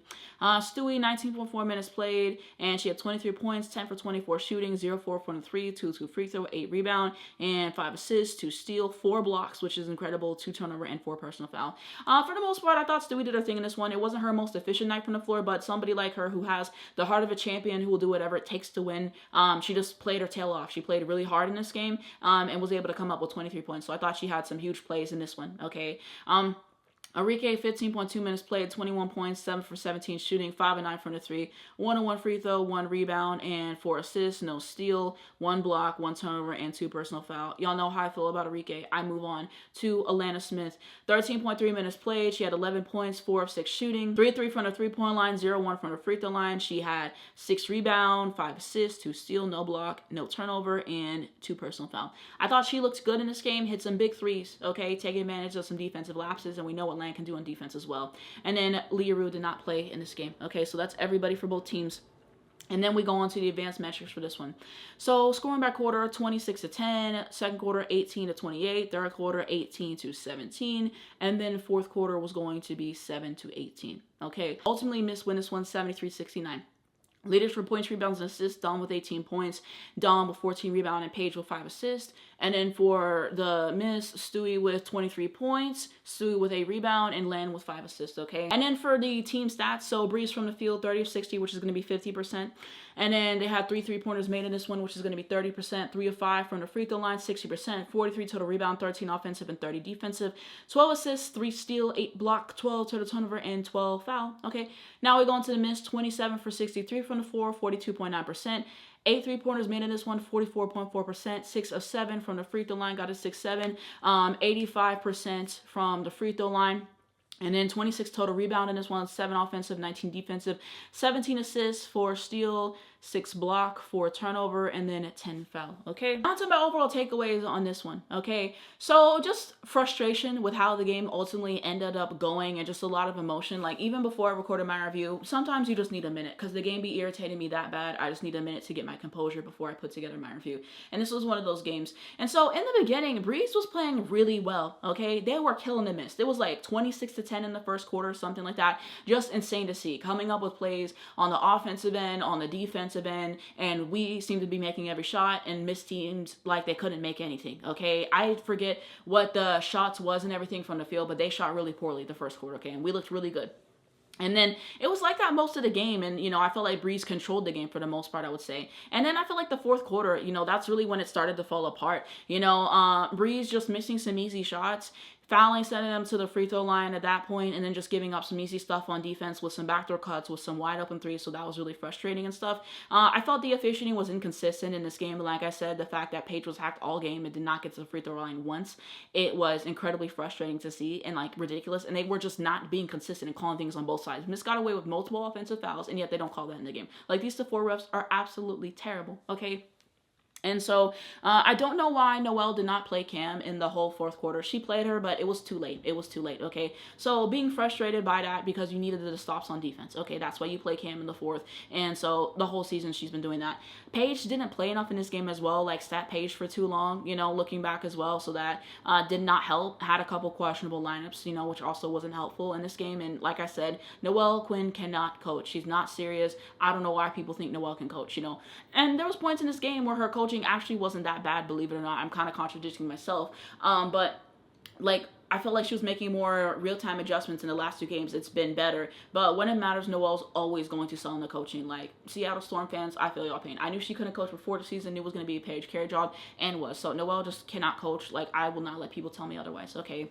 And then Miss just made shots when it mattered, okay? And like I said, frustrating how it all went. And, you know, I'm typically not a person to do all those kind of like platitudes of like, you know, glad that we got all the way there and all that stuff, because like sucks to see your team lose. And like, I always kind of just feel like, who really care? Like, we ain't win, you know? So I'm typically not a person who kind of gets into that mode. But you know, this game, you know, I felt like everybody for Breeze really played their asses off, okay? And like, this, for the most part, was one of the best games Breeze has played this whole season. Like I said, offensively did a lot of that stuff. Defense said they played hard as well. They out rebounded the Miss in this game, and they did a lot of great stuff in this game. I thought you saw a lot of growth from this entire team. Okay, so shout out to Paige for her leadership, getting the best out of her teammates, and you can tell that they were playing for Paige this whole game and just doing everything that they could in this game. So that was something that was heartwarming to see. I've seen Cam and Rakia before because I watched the Sparks last season, so I kind of had some familiarity with what they could do, and you saw some growth with them. Dom, like, if Dom keeps playing like this, she'll be one of the best players in the league, you know, in, you know, like 5-10 years or whatever. Just like, keep playing like this, keep playing to your full potential and everything. I feel like Paige brings out the best out of her teammates, and they just played really hard as a team. And so I felt like you saw that. So I really appreciated that. At the very least. Just frustrating how it all ended and how it all went down and everything. So yeah, and this is the point where I say that I'm rooting for Phantom to win it all. So Kelsey Plum, I know we got that Madden ball. Kelsey Plum FC, scoot over a little bit for me. Put me a seat at the table. Ooh, no Solange. Okay, because I will be seated. I need Phantom to get this win. Absolutely, and everything. But yeah, it really sucks that Breeze basketball is coming to an end, and I'm really glad that, you know, Paige did Unrivaled and everything. I'm glad we got to see CPR, because imagine being a fan of somebody who's not an Unrivaled and having to wait so long to get to see your favorite player play basketball. So I was just happy that Paige laced them up. We got a lot of good content. I had my moments where I was frustrated, absolutely, and like I said, I typically don't do those kind of platitudes, but I thought that they really play their asses off in this game. So I did want to say that. Now, continuing on with some Unrivaled stuff, we had the Rose playing the Laces. So the Rose won 70-66, okay? And so start off with Angel, of course, 17.7 minutes played. She had 9 points, 4 9 shooting, no threes, 1 2 from the free throw line, 15 rebound, and 4 assists, 1 steal, 2 block, 3 turnover. Okay, I thought that Angel played well in this game, and Angel really showed her impact defensively. Multiple times this game could have ended, and Angel kept getting stops in the fourth quarter. Okay, so just appreciating how hard she plays on defense, her being able to score off the basketball, and then having 15 rebounds. Like, Angel really did something the whole game. I think she had an and 1 or 2 in this game. So just really enjoy watching Angel lace them up as always, and you know, she was a huge part why they win the game. Okay, Shakira, 12.9 minutes played. She had 9 points, 4 of 8 shooting, no threes in this one, 0-1 from the free throw line, 6 rebound, and she had no assists, no steal, no block, and 2 turnovers. So had some good stuff, but you know, yeah. Caught 16.5 minutes played, 10 points, 5 for 13 shooting, 0-4 from the 3, no free throw, 3 rebound, and 3 assists, no steal, no block, 3 turnover, and 3 personal foul. Okay, and so just not her best night shooting the ball. Chelsea Gray, 25.3 minutes played. She had 38 points, 13 for 23 shooting, 10 of 14 from 3, 1 2 from the free throw line, 7 rebound, and she had 4 assists, no steal, 1 block, 5 turnovers. Good God. And she had 2 personal fouls. So in the beginning, you know, she was hot, so I get why she was shooting the ball a lot. There was one point in the second half where she just wasn't making shots and she kept shooting it, and I just thought it was selfish at a point. She was able to make enough clutch buckets at the end, but yeah, you know, 38 ball. You know, it's a 38 ball. You know, you got to praise that. Then we go on to Lexi Hull, 8.5 minutes played. She had 4 points, 2 of 6 shooting, 0-2 from the 3, no free throw, 3 rebound, and 1 assist, no steal, no block, 1 turnover, and 1 personal foul. So in. And then Shook Sutton, 1.8 minutes played. She had no points, 0-1 shooting, no 3, 0-1 from the free throw line, 2 rebound, and she had 1 assist, no steal, no block, no turnover, and she had 1 personal foul. Okay, so that's it for the Rose. And now we go on to the Laces, okay? So Brittany Sykes, 21.4 minutes played, 24 points, 9 for 19 shooting, 4-7 from the 3, 1 2 free throw, 5 rebound, no assist, 3 steal, 1 block, 1 turnover, and 2 personal foul. Okay, so had some good stuff. We go on to AT, 19.3 minutes played, 12 points, 6 9 shooting, no threes, 0-1 from the free throw line, 9 rebound, 4 assists, 1 steal, no block, 4 turnover, and 4 personal foul. Jackie Young, 18.7 minutes played, 17.6 of 15 shooting, 1 of 6 from the 3, 2 free throw, 4 rebound, 4 assists, no steal, 1 block, 1 turnover, and 4 personal fouls. So just not her best night shooting the ball, okay? And then we go on. Jordan Canada, 6.1 minutes played. She had 2.06 shooting, 0-1 from the 3, 101 free throw, 2 rebound, and she had 2 assists, 1 steal, 1 block, no turnover, and 2 personal foul. I know it sounds so, what is it called? Monotone reading the stats, but I'm just trying to get through it, no shade. Nals Hillman, 8.3 minutes played, 2 points, 0-2 shooting, no threes, 101 free throw, 5 rebound, and she had 1 assist, no steal, no block, no turnover, and 2 personal foul. And then Maddie Seagrass, 9 minutes played, 9 points, 4 of 11 shooting, 1 of 2 from 3, 0-1 from the free throw line, 3 rebound, and no assist, 2 steal, no block, no turnover, and she had 1 personal foul, okay? And then scoring by quarter, okay? So first quarter 16 to 23, second quarter 23 to 19, third quarter 14 to 17, and fourth quarter 13 to 11. Ultimately, Rose wins 70-66, okay? And then leaders for points, rebounds, and assists. Chelsea Gray, 38 points. Angel Reese, 15 rebounded. Angel Reese with 4 assists. And then for the Laces, Brittany Sykes, 24 points. AT, 9 rebound. And Jackie Young with 4 assists, okay? And then we continue on. So we look at the field. So from the field, the Rolls were 20 of 60, 46.7%. 10 3-pointers made, which is going to be 50%. 3 of 6 from the free throw line, 50%. And then 39 total rebound, 12 offensive, 27 defensive, 13 assists, 1 steal, 3 block, 14 turnover, and 15 foul. For the Laces, 25 of 62 from the field, 40.3%. 6 3-pointers made in this one, 37.5%. 5 of 8 from the free throw line, which is going to be 62.5%. 36 total rebound, 13 offensive, 23 defensive, 11 assists, 7 steal, 3 block, and 8 turnover, and 15 foul committed. And then I'll have a highlight of one play that I really liked in this game. I think that was the one when Angel blocked Jackie 3001 possession. Sometimes I'd be getting specific plays, but yeah, that was a really good play. Like, that was absolutely insane what she did with that one. Overall takeaways on this one, like I said, I felt like there were some moments where Chelsea was being selfish in the game and she should have passed it more and everything, but 38 balls, 38 ball, kind of like I said. Angel was huge in the fourth quarter, obviously, like I already said. Laces brought it close at a point, but it just wasn't enough.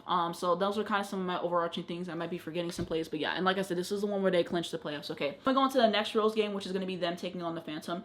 So the Phantom ended up getting the win 72-68. Okay, and this is one of the ones I got to see in person. Okay, and so we talk about the Rose first.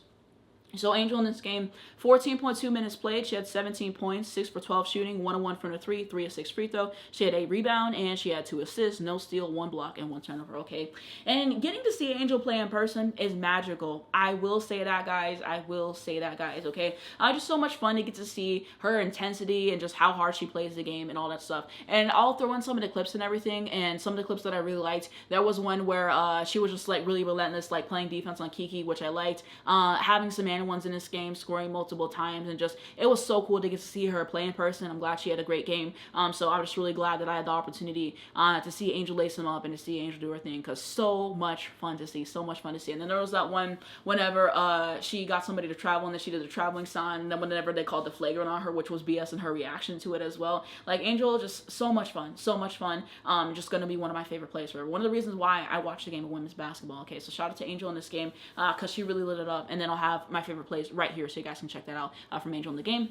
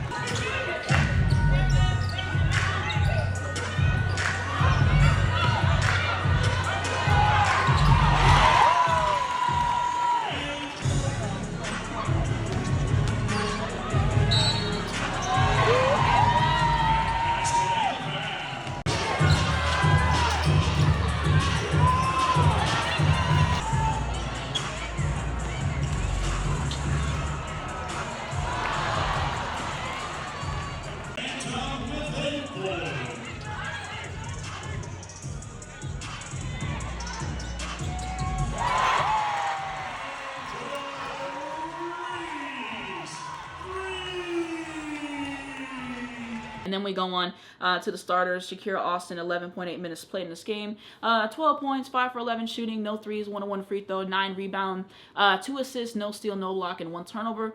Then we're going to Ka, 9.5 minutes played. She had 16 points, 7 for 11 shooting, 2 or 3 from the 3, no free throw, 4 rebound, and no assists, no steal, no block, and 2 turnovers. So it was a decent game.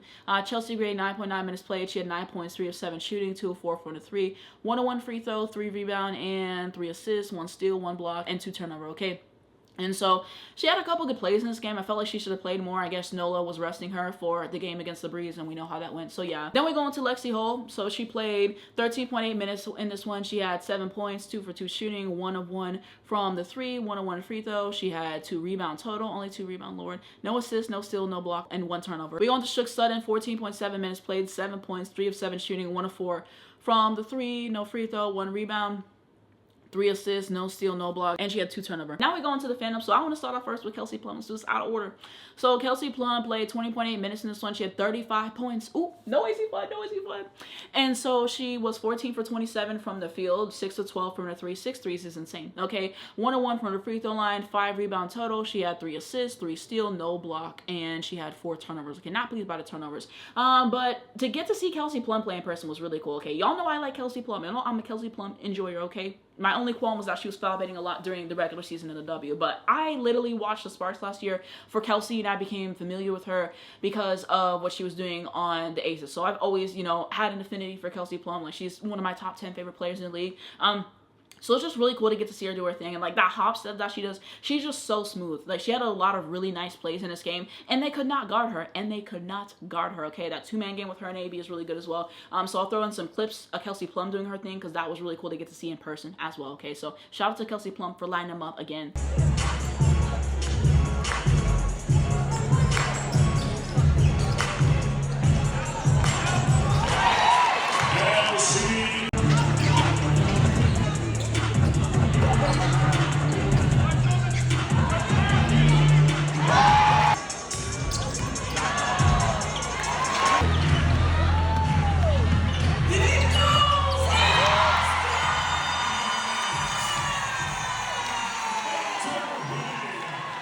AB, 12.5 minutes played. She had 5 points, 2 of 7 shooting, 0-2 from the 3, 1-1 free throw, 5 rebound, and she had 2 assists, no steal, 1 block, and no turnover. Okay, not her best night from the field.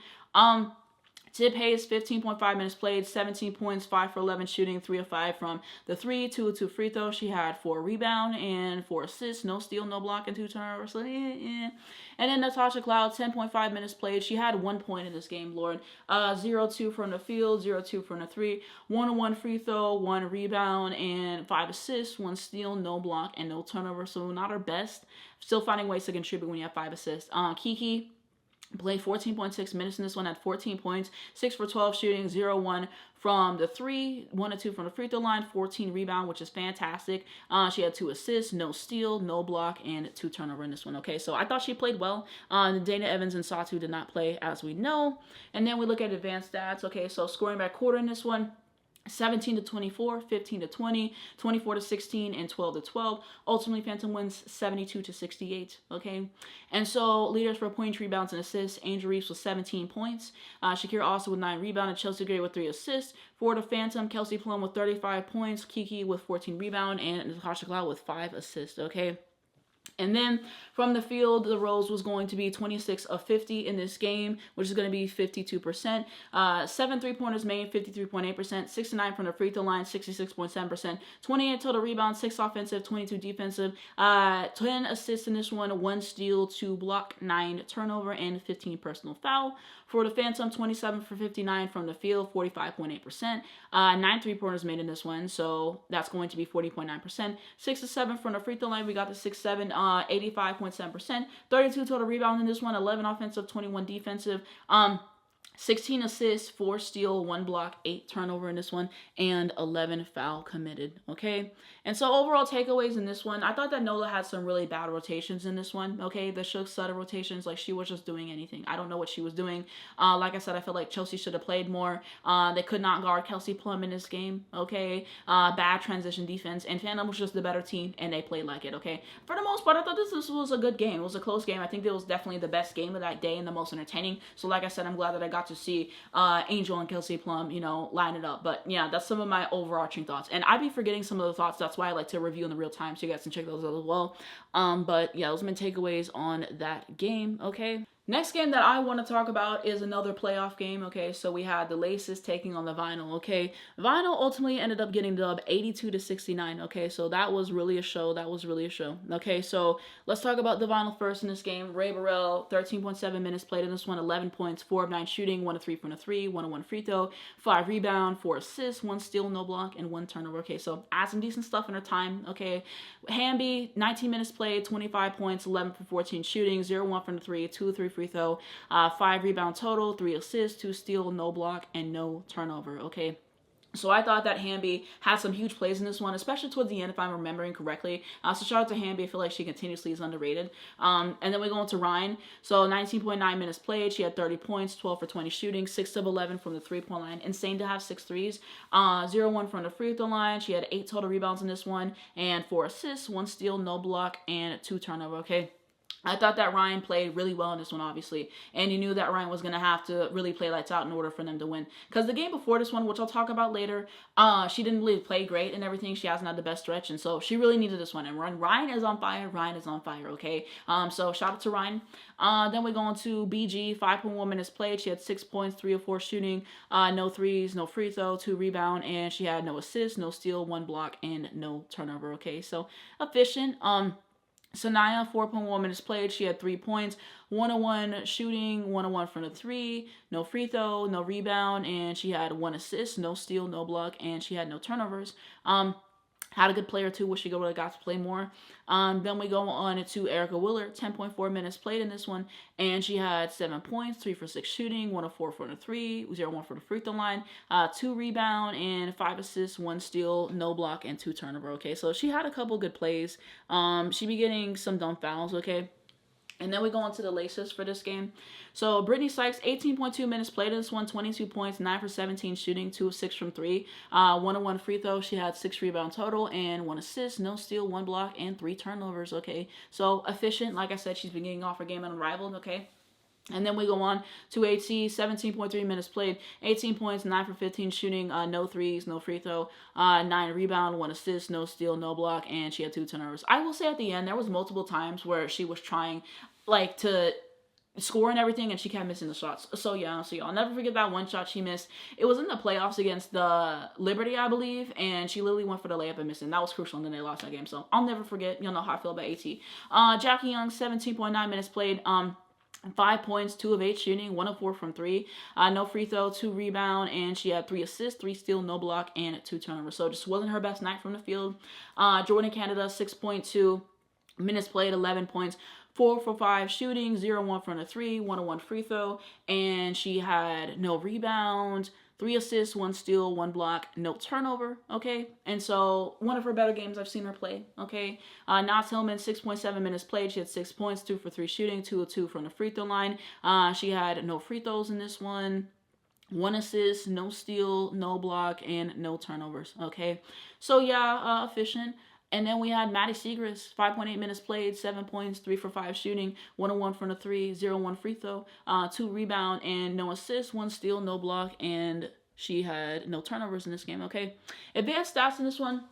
So quarter by quarter, 21-24, 21-22, 29-17, and 11-6, okay? And so ultimately, the Vinyl get the dub, 82-69, so a 13-point win. Leaders for points, rebounds, and assists. For the Vinyl, Ryan had 30 points. Ryan had a rebound, and Erica Willard with 5 assists. For the Laces, Brittany Sykes with 22 points, AT with 9 rebounds, and Jordan Canada with 3 assists, okay? From the field in this one, Vinyl, 34, 54, 63%. So they shot it really well. Hit 9 threes in this game, which is going to be 45%, which is great. 3-6 from the free throw line, 50%. Okay, they had 24 total rebounds in this one, 5 offensive, 19 defensive, 17 assists, 5 steal, 1 block, 6 turnover, and 4 foul. Okay, now I had the Laces, 29 for 53 from the field, 54.7%. 6 3-pointers made in this one, 42.9%. 2 of 3 from the free throw line, 66.7%. 24 total rebounds, 6 offensive, 18 defensive, 9 assists, 5 steal, 2 block, 9 turnover, and then 9 foul committed, okay? Overall takeaways in this game, there was really not a whole lot of defense played. This was just bucket for bucket, a shootout type game, which I enjoyed for the record. I think in the second half, the Laces kind of just couldn't keep up with what the Vinyl were doing, and they had opportunities, but they couldn't cash in. I think that the Vinyl just played really hard, okay? Ryan 30 ball helped as well, and like I said, AT choked at the end, but this was a really fun game to watch, so that's kind of my takeaways there. Now I want to talk about the Phantom and the Vinyl facing off in the semifinals, okay?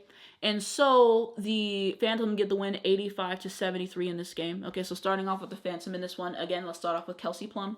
Okay, so she played 20.8 minutes in this one. She had 31 points, 12 for 19 shooting, 4 of 8 from 3, 2 free throws, 6 rebound, and she had 5 assists, no steal, no block, 1 turnover, and she had 3 personal foul. Okay, I thought Kelsey Plum was fantastic in this game. Okay, Kelsey Plum legacy games are always so much fun to watch, and you could tell that she knew that she needed to go all out. And I said this in my preview and everything, that I had them winning a championship and everything, but with AB out, it definitely hurts them. And so in order for them to win the championship, Kelsey Plum is just going to have to go lights out. It's going to depend a lot on her and everything, and she's going to have like a similar run to Chelsea Gray last year. So I already said that, and that's exactly what Kelsey Plum did, okay? That game winner that she had, that coach on the Vinyl bench, oh, they were pissed. Oh, they were pissed, okay? So yeah, just dynamic, getting anywhere where she wanted to go. She had 1-3 where she was kind of backing up, and it was kind of similar to that 1-3 that Paige had in the game where they played the Rose as well. So just getting anything that she wanted, and Kelsey Plum's a lot tougher than she gets credit for. Driving to the basket, hitting some open threes for you, getting her teammates involved in this game whenever you had 5 assists, I believe, in this game too. So she just really did it all. She was dynamic, just such an explosive first step, and really enjoyable to watch Kelsey Plum do her thing. I think I said this earlier, but she kind of doesn't get the credit that she deserves. So to see her go off like this and kind of know that this game was in her hands, she delivered. She showed up when the moment matters most. So shout out to Kelsey Plum. Okay, then we go on. Tip Hayes, 19.8 minutes played. She had 19 points, 7 for 17 shooting, 3 of 7 from 3. 1-1 free throw, 5 rebound, and she had 2 assists, no steal, no block, 1 turnover, and 4 personal foul, okay? And so the thing with Tip Hayes is you watch the game, and she foul baits the entire game. And then you see her hit a couple shots, and suddenly you look up, and it's like 13 points, 4 assists, a couple of rebounds here, and it's like, how do we get to this point? Every single game, bro. Like, the flopping, it gets to a point. It genuinely gets to a point and everything. Hit some big shots in this game. But yeah, and in the beginning, she was like 0 of 6 from the field, but she really turned it around for herself, So I'll say those things about Tip Hayes in this game and everything. And I'd be forgetting she went to UConn. I'm gonna be real. And then we had Kiki Iriafen, 15.7 minutes played in this one, 17 points, 8 for 13 shooting, no threes, 1 of 2 from the free throw line, 11 rebound, 4 assists, 2 steal, 2 block, no turnover, and 5 personal foul. For the most part, I thought she did her thing. I said with AB going out, Kiki has proven multiple times that she can come in and make an impact, and that's exactly what she did. There was one possession, she got like 3 rebounds on the same possession, okay? I think she had a midi in this game. It just was nice stuff. It was just nice stuff, playing within the team, not trying to do too much. She was efficient. She played some good defense as well. So I really liked what Kiki's done in this game a lot. And like I said, she's really found her groove with this basketball club for Unrivaled, okay? And then we go on to Natasha Cloud, 15.1 minutes played in this one. She had 14 points, 4 of 8 shooting, 1 of 2 from the 3, 3 of 3 free throw, 3 rebound, and 4 assists, 2 steal, no block, no turnover, and 2 personal foul. Definitely one of her better games, she's played for sure. Hit some good shots for this one, got others involved, had some really nice plays. So Natasha Cloud played really good in this game. And then we continue on to Zaza, 2.4 minutes played, no points, 0-2 from the field, 0-1 from the 3, no free throw, no rebound, and 1 assist, 1 steal, no block, no turnover, and no personal foul. Okay, so not her best offensive game. Defensively, she had some good stuff. And then Timpson, 2.4 minutes played, 2 points, 1-1 shooting, no threes, no free throw, no rebound, and she had no assists, no steal, no block, no turnover, and no personal foul, okay? As we know, AB out for the season, okay? She got Defensive Player of the Year. Not mad at it, to be honest. Unrivaled actually did good PR for Aaliyah Boston for me. I don't think I ever said she was a bad player. I just said that she plays dirty, which I still stand by the way, okay? And everything. Like, once the regular season goes back for the W, you will see that. 1. And 2, that video of Kelsey Plum doing her impression of her in the post was so funny because it's so accurate. She be using those elbows. She's talking about, you're the reason people are going to call me elbows now. She don't know we already call her that anyways, but yeah. And then Dana and Satu did not play. Okay, so that's everybody for the Phantom in this game. And then we look at the Vinyl, okay? So Ray Burrell, 19.6 minutes played, 12 points, 4 of 10 shooting, 2 of 4 from the 3, 1 of 1 free throw, 10 rebounds, 6 assists, 1 steal, 1 block, no turnover, 1 personal foul. Had a couple good plays in this game, not efficient one, and like I said, she's 6'2", but she plays like she's 5'8", so it's something there. And then she had 1 dangerous foul on Kelsey Plum at the end. You can't do those things, okay? That was extremely dangerous. So yeah, Hamby, 14.5 minutes played in this one, 30 points, 11 from 14 shooting, 2 of 2 from the 3, 4 of 5 free throws. She had 8 rebound total in this one. She had no steal, 1 block, 3 turnover, and 3 personal foul. Okay, I thought Hamby did some really nice stuff for you in this game and came up huge. Like I said, she continuously is underrated. Okay, and then we go into Ryan Howard, 21.6 minutes played. She had 16 points, 6 for 16 shooting, 2 of 9 from 3, 2 of 2 free throw, 3 rebound, and she had 2 assists, no steal, 3 block, 1 turnover, and 2 personal foul. So just not her most efficient, you know, had some good shots and everything, but I knew that they were probably going to need a 30 ball to win, and that did not happen for Ryan tonight. BG, 5.3 minutes played, 2 points, 1 for 2 shooting, no 3, 0, 1 from the free throw line, 2 rebound, and no assist, no steal, no block, 1 turnover, and 1 personal foul. So and then we go on to Sanaya Rivers, 2.3 minutes played, 2 points, 1 for 3 shooting, no threes, no free throw, 4 rebound, and she had no assists, no steal, no block, no turnover, and no personal foul. Would have liked to see her play a little bit more. Okay, didn't have a whole lot of time. Erica Wheeler, 13 minutes played. She had 13 points, 5 for 12 shooting, 3 of 7 from 3, no free throw, 4 rebound, 3 assists, no steal, no block, 2 turnover, and she had 5 personal fouls in this game. So she had some nice stuff for you, but she got some really, really dumb fouls in this game. Okay, so that didn't help them. Scoring by quarter. Okay, so 16 to 21, 33 to 25, 15 to 25, and then we had 11 to 12 in the fourth. Ultimately, Fana win 83-75. Okay. And then we had leaders for points, rebounds, and assists. Kelsey Plum, 31 points. Kiki Iriafin, 11 rebound. Kelsey Plum, 5 assists. And then for the vinyl, Dearica Hamby with 30 points, Ray Burrell with 10 rebound, and Ray Burrell with 6 assists in this game. Okay, continuing on for the team stats in this one. So the Phantom from the floor in this one, 32 for 60, 53.3%. 8 3-pointers made, 44.4%. 7 of 8 from the free throw line, 87.5%. 28 total rebounds, 6 offensive and 22 defensive. 16 assists, 5 steal, 2 block, 2 turnover, and 14 foul. Okay, so limited turnovers, which is good. For the vinyl, 28 of 57 from the floor, 49.1%. 9 3-pointers made in this one, 40.9%. 7 of 9 from the free throw line, 77.8%. 32 total rebounds in this one, 9 offensive, 23 defensive, 14 assists, 1 steal, 5 blocks, 7 turnover, and 12 foul committed in this game. Okay, so there's that. So there is that. Okay. Overall thoughts on this one, you could feel the electric atmosphere through the TV, and it's just cool to see players really care about the game, every possession mattering, and you can tell that both teams really went in there with a lot of fire. Okay, I think Phantom overall just has the better team. They played a better team basketball, created a lot of nice looks for each other, and yeah, like I said, Kelsey Plum's legacy game was fun. She deserves it. I thought Kiki was huge in this game, obviously, with Aaliyah Boston being out. Why didn't the Vinyl win this game? Like I said, I don't think their personnel is great. Like I said, Teaspoon really coached them up, so I'll give her credit for that, although I still do not think that she can coach. Okay, and I still stand by that to this day. I don't know why people keep trying to get her to come back in Kenny Carter. Even Jesus rested yet again. It gets to a point. So yeah, and like, it was a pretty close game. There was a point where it looked like Phantom was going to win this one hands down. And then Vinyl had like an 8-0 run and stuff. So it was fun. It was fun. I really enjoyed the game. Okay, I got 2 more games to talk about. Okay, and so I didn't say this earlier. There's no bonus game this week. The UCLA documentary was my bonus section because I already had a lot of games to review because I was behind and I haven't even formally reviewed all my accounts and everything. So those can also kind of be bonus. But we continue on to some more Unrivaled stuff. The 2 other games I got to go to. So we had the Lunar Owls taking on Hive. Ultimately, they get the dub, 84-71. Okay, and so we look at the stats in this one. Lunar Owls, Skylar, 19.7 minutes played. She had a 30 ball, okay, 10 of 23 shooting, 5 of 9 from 3, 2 of 2 free throw, 8 rebound, and 3 assists, 2 steal, 1 block, 3 turnover, and 3 personal foul. So not her most efficient. I thought she hit some big shots in this one, though. I have a couple clips that I will include. That one steal that she got off of Kelsey Mitchell and then got fouled immediately after. And her arguing with the refs was kind of funny, I will say. But yeah, she really played hard, so I appreciate Skylar for that, okay?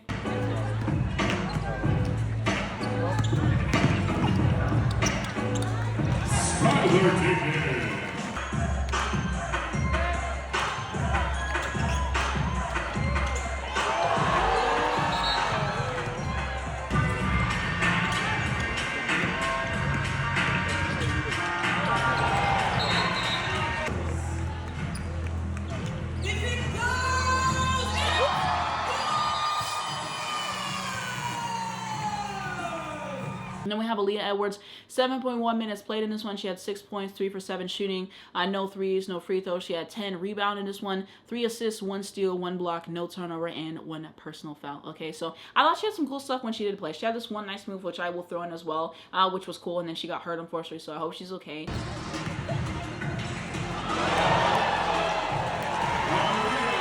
Marina Brenda Mabry, 18.2 minutes played, 33 ball, 33 points, y'all. 12 for 26 shooting, 6 of 17 from the three. Why she takes 17 threes? 101 from the free throw line, 7 rebound and 1 assist, 3 steal, no block, 1 turnover, and 3 personal foul. Okay. Marina basically said she wanted to put on a show for the fans who traveled to watch the games and everything, and that it means a lot to her basically. And that's exactly what she did. She was a lot of fun to watch in this game. So I'll have some clips for her too.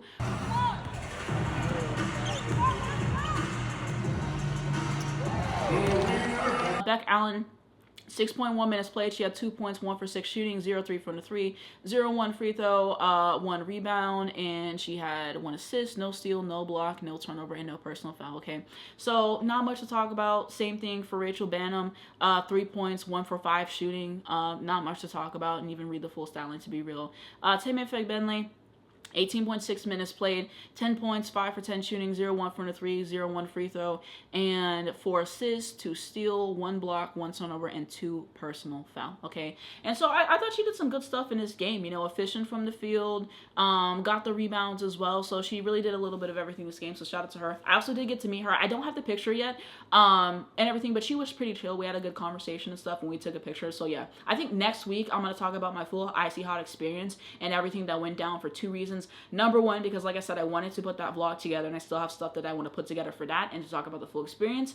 And then for 2, I just talked about so many things in this one. It's extremely overwhelming. So I kind of gave you guys the gist of the experience, you know, but next week I will probably go into more detail. And then if I don't go into more detail next week, then the vlog will be out and everything. So hopefully in the next few days I can get that out. I just have not had the time because I've been trying to get so many videos done for you guys. And the podcast was really important this week.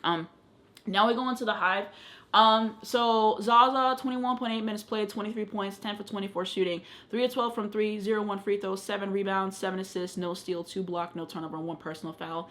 I thought that she did some good stuff in this game with the scoring. She hit some hard shots for sure. There was kind of a point where she wasn't scoring everything and she was just taking anything. So having to be better with the shot selection for sure. But I thought she had a couple nice plays in this game for what it's worth.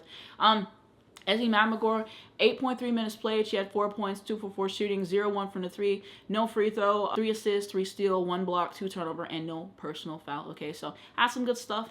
Then we go into Kelsey Mitchell, 20.9 minutes played, 20 points, 8 for 22 shooting, 4-9 from 3, and 0-1 from the free throw line, 5 rebound, and 1 assist, no steal, no block, 2 turnover, and 4 personal foul. Not our most efficient, but I thought she hit some really cool shots in this one, and I like Kelsey Mitchell as a player a lot.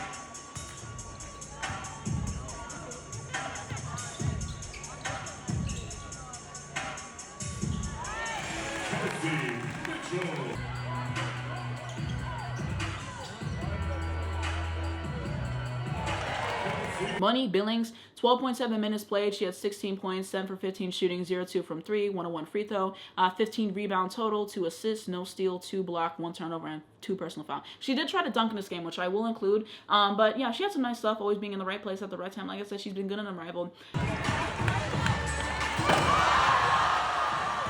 Haley Jones, 13.7 minutes played. She had 8 points, 4 for 7 shooting this one, 0-1 from 3, 0-1 free throw, 7 rebound, and 2 assists, no steal, 1 block, 4 turnover, and 1 personal foul. So had a couple good plays. Sonya did not play because she's hurt. Natisha did not play, and then Azrae did not play. I believe all of them are hurt, so there's that. Overall takeaways on this one, not my favorite game to watch if I'm going to be real with you guys. I had some player performances I liked, like Marina and Skylar, so I will say that, and I will say that both clubs battled, and they were just kind of playing for their pride, because they got eliminated by the playoffs at that point. Now we have the last game that I'm going to talk about today. So we had the Mist taking on the Vinyl. Ultimately, the Mist ended up getting the dub, 72-62. Okay. And so let's start off with the Mist first, and let's start off with Stewie. So she played 20.9 minutes in this one, 28 points, 13 for 24 shooting, 0-4 from the three, 1-2 free throw, 7 rebound, 3 assists, 1 steal, 1 block, no turnover, and 2 personal foul. Getting to see Stewie play, like, she really was on a mission in this one, okay? Some back to the basket kind of playing and stuff, and just hitting some easy shots, and she just makes it look effortless, honestly. Like, just watching her play was really, really cool, and it was a masterclass by her, and a huge reason why they win the game, obviously, when you have a 28 ball, and just doing everything on the offensive and the defensive end. Okay, so I have a lot of clips for Stewie, which I will put in, but really, really cool. Okay, so shout out to Stewie. Husky love.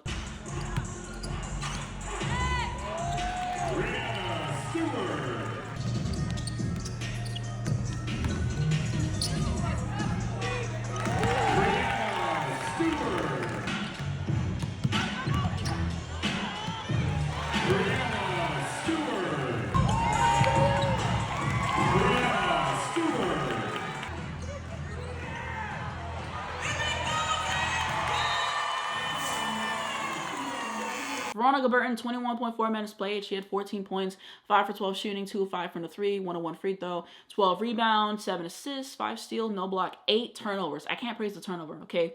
And she had 5 personal fouls. I thought she had some good stuff in this game, okay? I remember her hitting a 3 in this game, so that was cool, but the turnover, I can't praise that, okay? Lan, 17.8 minutes played, 18 points, 7 for 12 shooting, 4-7 from the 3, 0-1 from the free throw line, 9 rebound and 2 assists, 1 steal, 4 block, 2 turnover, and 1 personal foul, okay?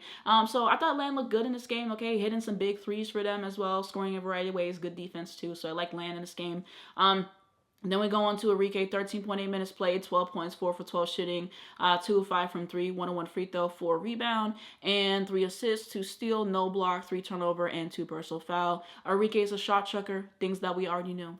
And then we go on to Liaru, 1.9 minutes played, and she recorded no stats besides 1 turnover, so not much to talk about. And then Alicia Gray did not play in this one. Okay, we know she's back now, but yeah, she did not play in that game. But Ray Burrell in this game, she played 17 minutes, had 23 points, 9 for 20 shooting, 3 of 6 from 3, 1 of 2 free throw, 4 assists, 1 steal, 2 block, 3 turnover, and 2 personal foul. Ray Burrell had some good stuff in this game, okay? Hitting some big threes in this one for you, just having a lot of energy on both ends, okay?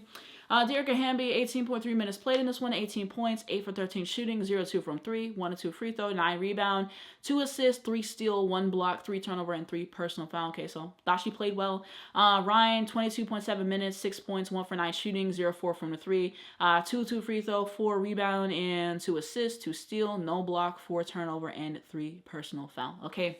And so, not her best game. We go into BG, 6.5 minutes played, 12 points, 6 for 9 shooting, no threes, no free throw. She had 3 rebound and no assists, no steal, no block, 2 turnover, and 2 personal fouls. So, had a good game. There was just 1 fadeaway she did. That was tough. And then Erica Wheeler, 11.1 minutes played in this one.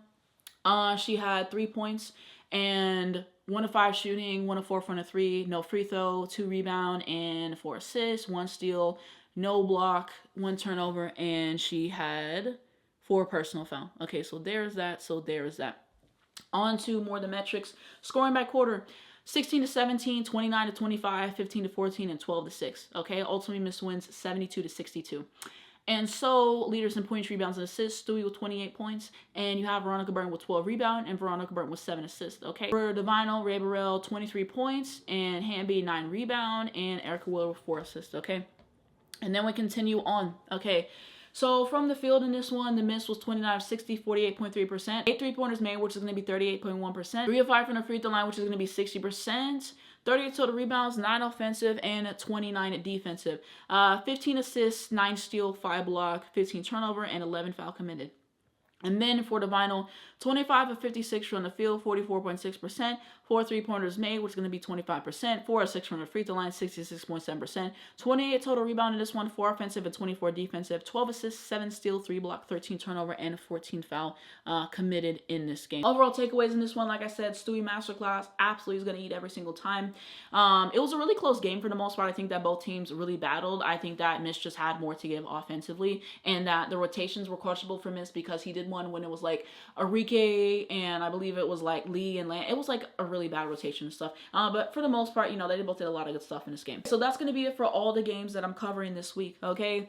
And so next week, like I said, I want to talk more about like the awards for the conferences, like the SEC Player Awards, the Big 10, the Big 12. So I want to talk about those things and the conference tournament play. So I think that's really going to be the focus for next week. And I think that that'll be a lot of fun to talk about, hopefully talking about the Icy Hot experience more. And if not then like I said, in the vlog that I'm doing, so you guys will see that. Again, shout out to Icy Hot for literally taking care of everything so I could go and see the games in person. And I want to say thank you guys so much for supporting me, you know, so I can even have the opportunity to do that. And that's why I will literally lose sleep every single week putting out videos, and I just really enjoy it. I put a lot into it, and you guys always give that all back. So I just appreciate, you know, all of you guys for supporting me and just investing that time. You know, you guys can spend your time doing a lot of other things, but you guys come and you guys care to hear me talk about basketball and the lives and all that stuff. I just cannot really, you know, explain how much your support means to me. You know, however you found me, however long you've been rocking with me, I appreciate you guys all. I recognize the names, always responding to the DMs, the comments, always trying to get an edge, always trying to make new videos for you guys. But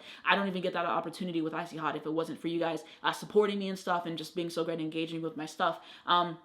So it just really means a whole lot, you guys' support and everything. And so, yeah. So this was a fun episode to do. There was a lot of ground to cover and everything. So next week, I'll try to get to some of the games that I just did not have the time to watch about and talk about this week. So I'll try to get to some of those, hopefully. And all the other stuff that I talked about and all that stuff. Also, two more things. I got the light bulb changed, so the light is not flickering this week. So I'm happy about that and everything. And like I said, this is temporary. The whole basketball sign by fee is so cool. It really is. But I'm going to get a whole shelf and put that in. So like that'll change. The clock is brand new. I don't know if you guys noticed that, but there's one podcast girl who loves hoops. I told her like she ate, but she had one of these in the back. So I'm like, let me get one. So that's kind of where the clock came from, and I'll change up the background a little bit. I kind of want to change some of these albums out from the wall and kind of do some different stuff. So like I'll switch up the backgrounds a little bit because I kind of get tired of looking at the same thing when I'm editing it. But those are a couple new additions that I thought were fun. But that'll be it for this week's episode. We are officially in March, Women's History Month, okay? The end of Black History Month. So yeah. If you guys enjoyed this episode, you guys can give this a like. If you're listening on YouTube, hit the hype button down below. It just helps me get boosted in the algorithm. Also, leave a comment. Let me know what you guys think of my thoughts this week on some of these games. And also let me know what your favorite games of the week and all that other stuff as well. And then you guys can also check out all my socials down below. So I am on Twitter. I am on Instagram. I have multiple TikTok accounts. Like I said, the Anastasia Scouting Report one, that's the one where I'm doing my first thoughts in the games now, and then I do the repackaged reviews for the UConn stuff, and then for Paige's games on my other account. And so I did get an email from TikTok, and they said that they are going to look through my report and hopefully get me back on For You. So we'll see what happens with that. If I do get back on For You, I would start kind of using that one as the main page like I used to, but I would probably go back to splitting my reviews and still posting on the podcast page, because it was important for me to grow that anyways. And then if something happens, I still want to have a platform to talk about basketball with you guys. And TikTok is like a great place to talk about basketball, and I really appreciate you guys.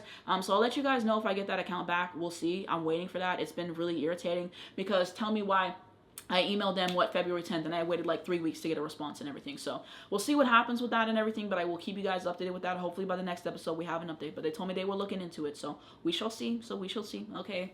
So check out my TikTok accounts and everything. I do have a Threads account, which will be linked below. I'm on Twitter. Literally all the social media platforms I'm on there talking about basketball and all those other things. If you're listening on Apple and Spotify, please be sure to give us a review. Let me know how I'm doing and everything. I appreciate you guys for supporting in that fashion as well. But thank you guys so much for listening to this episode, and I'll see you in the next one.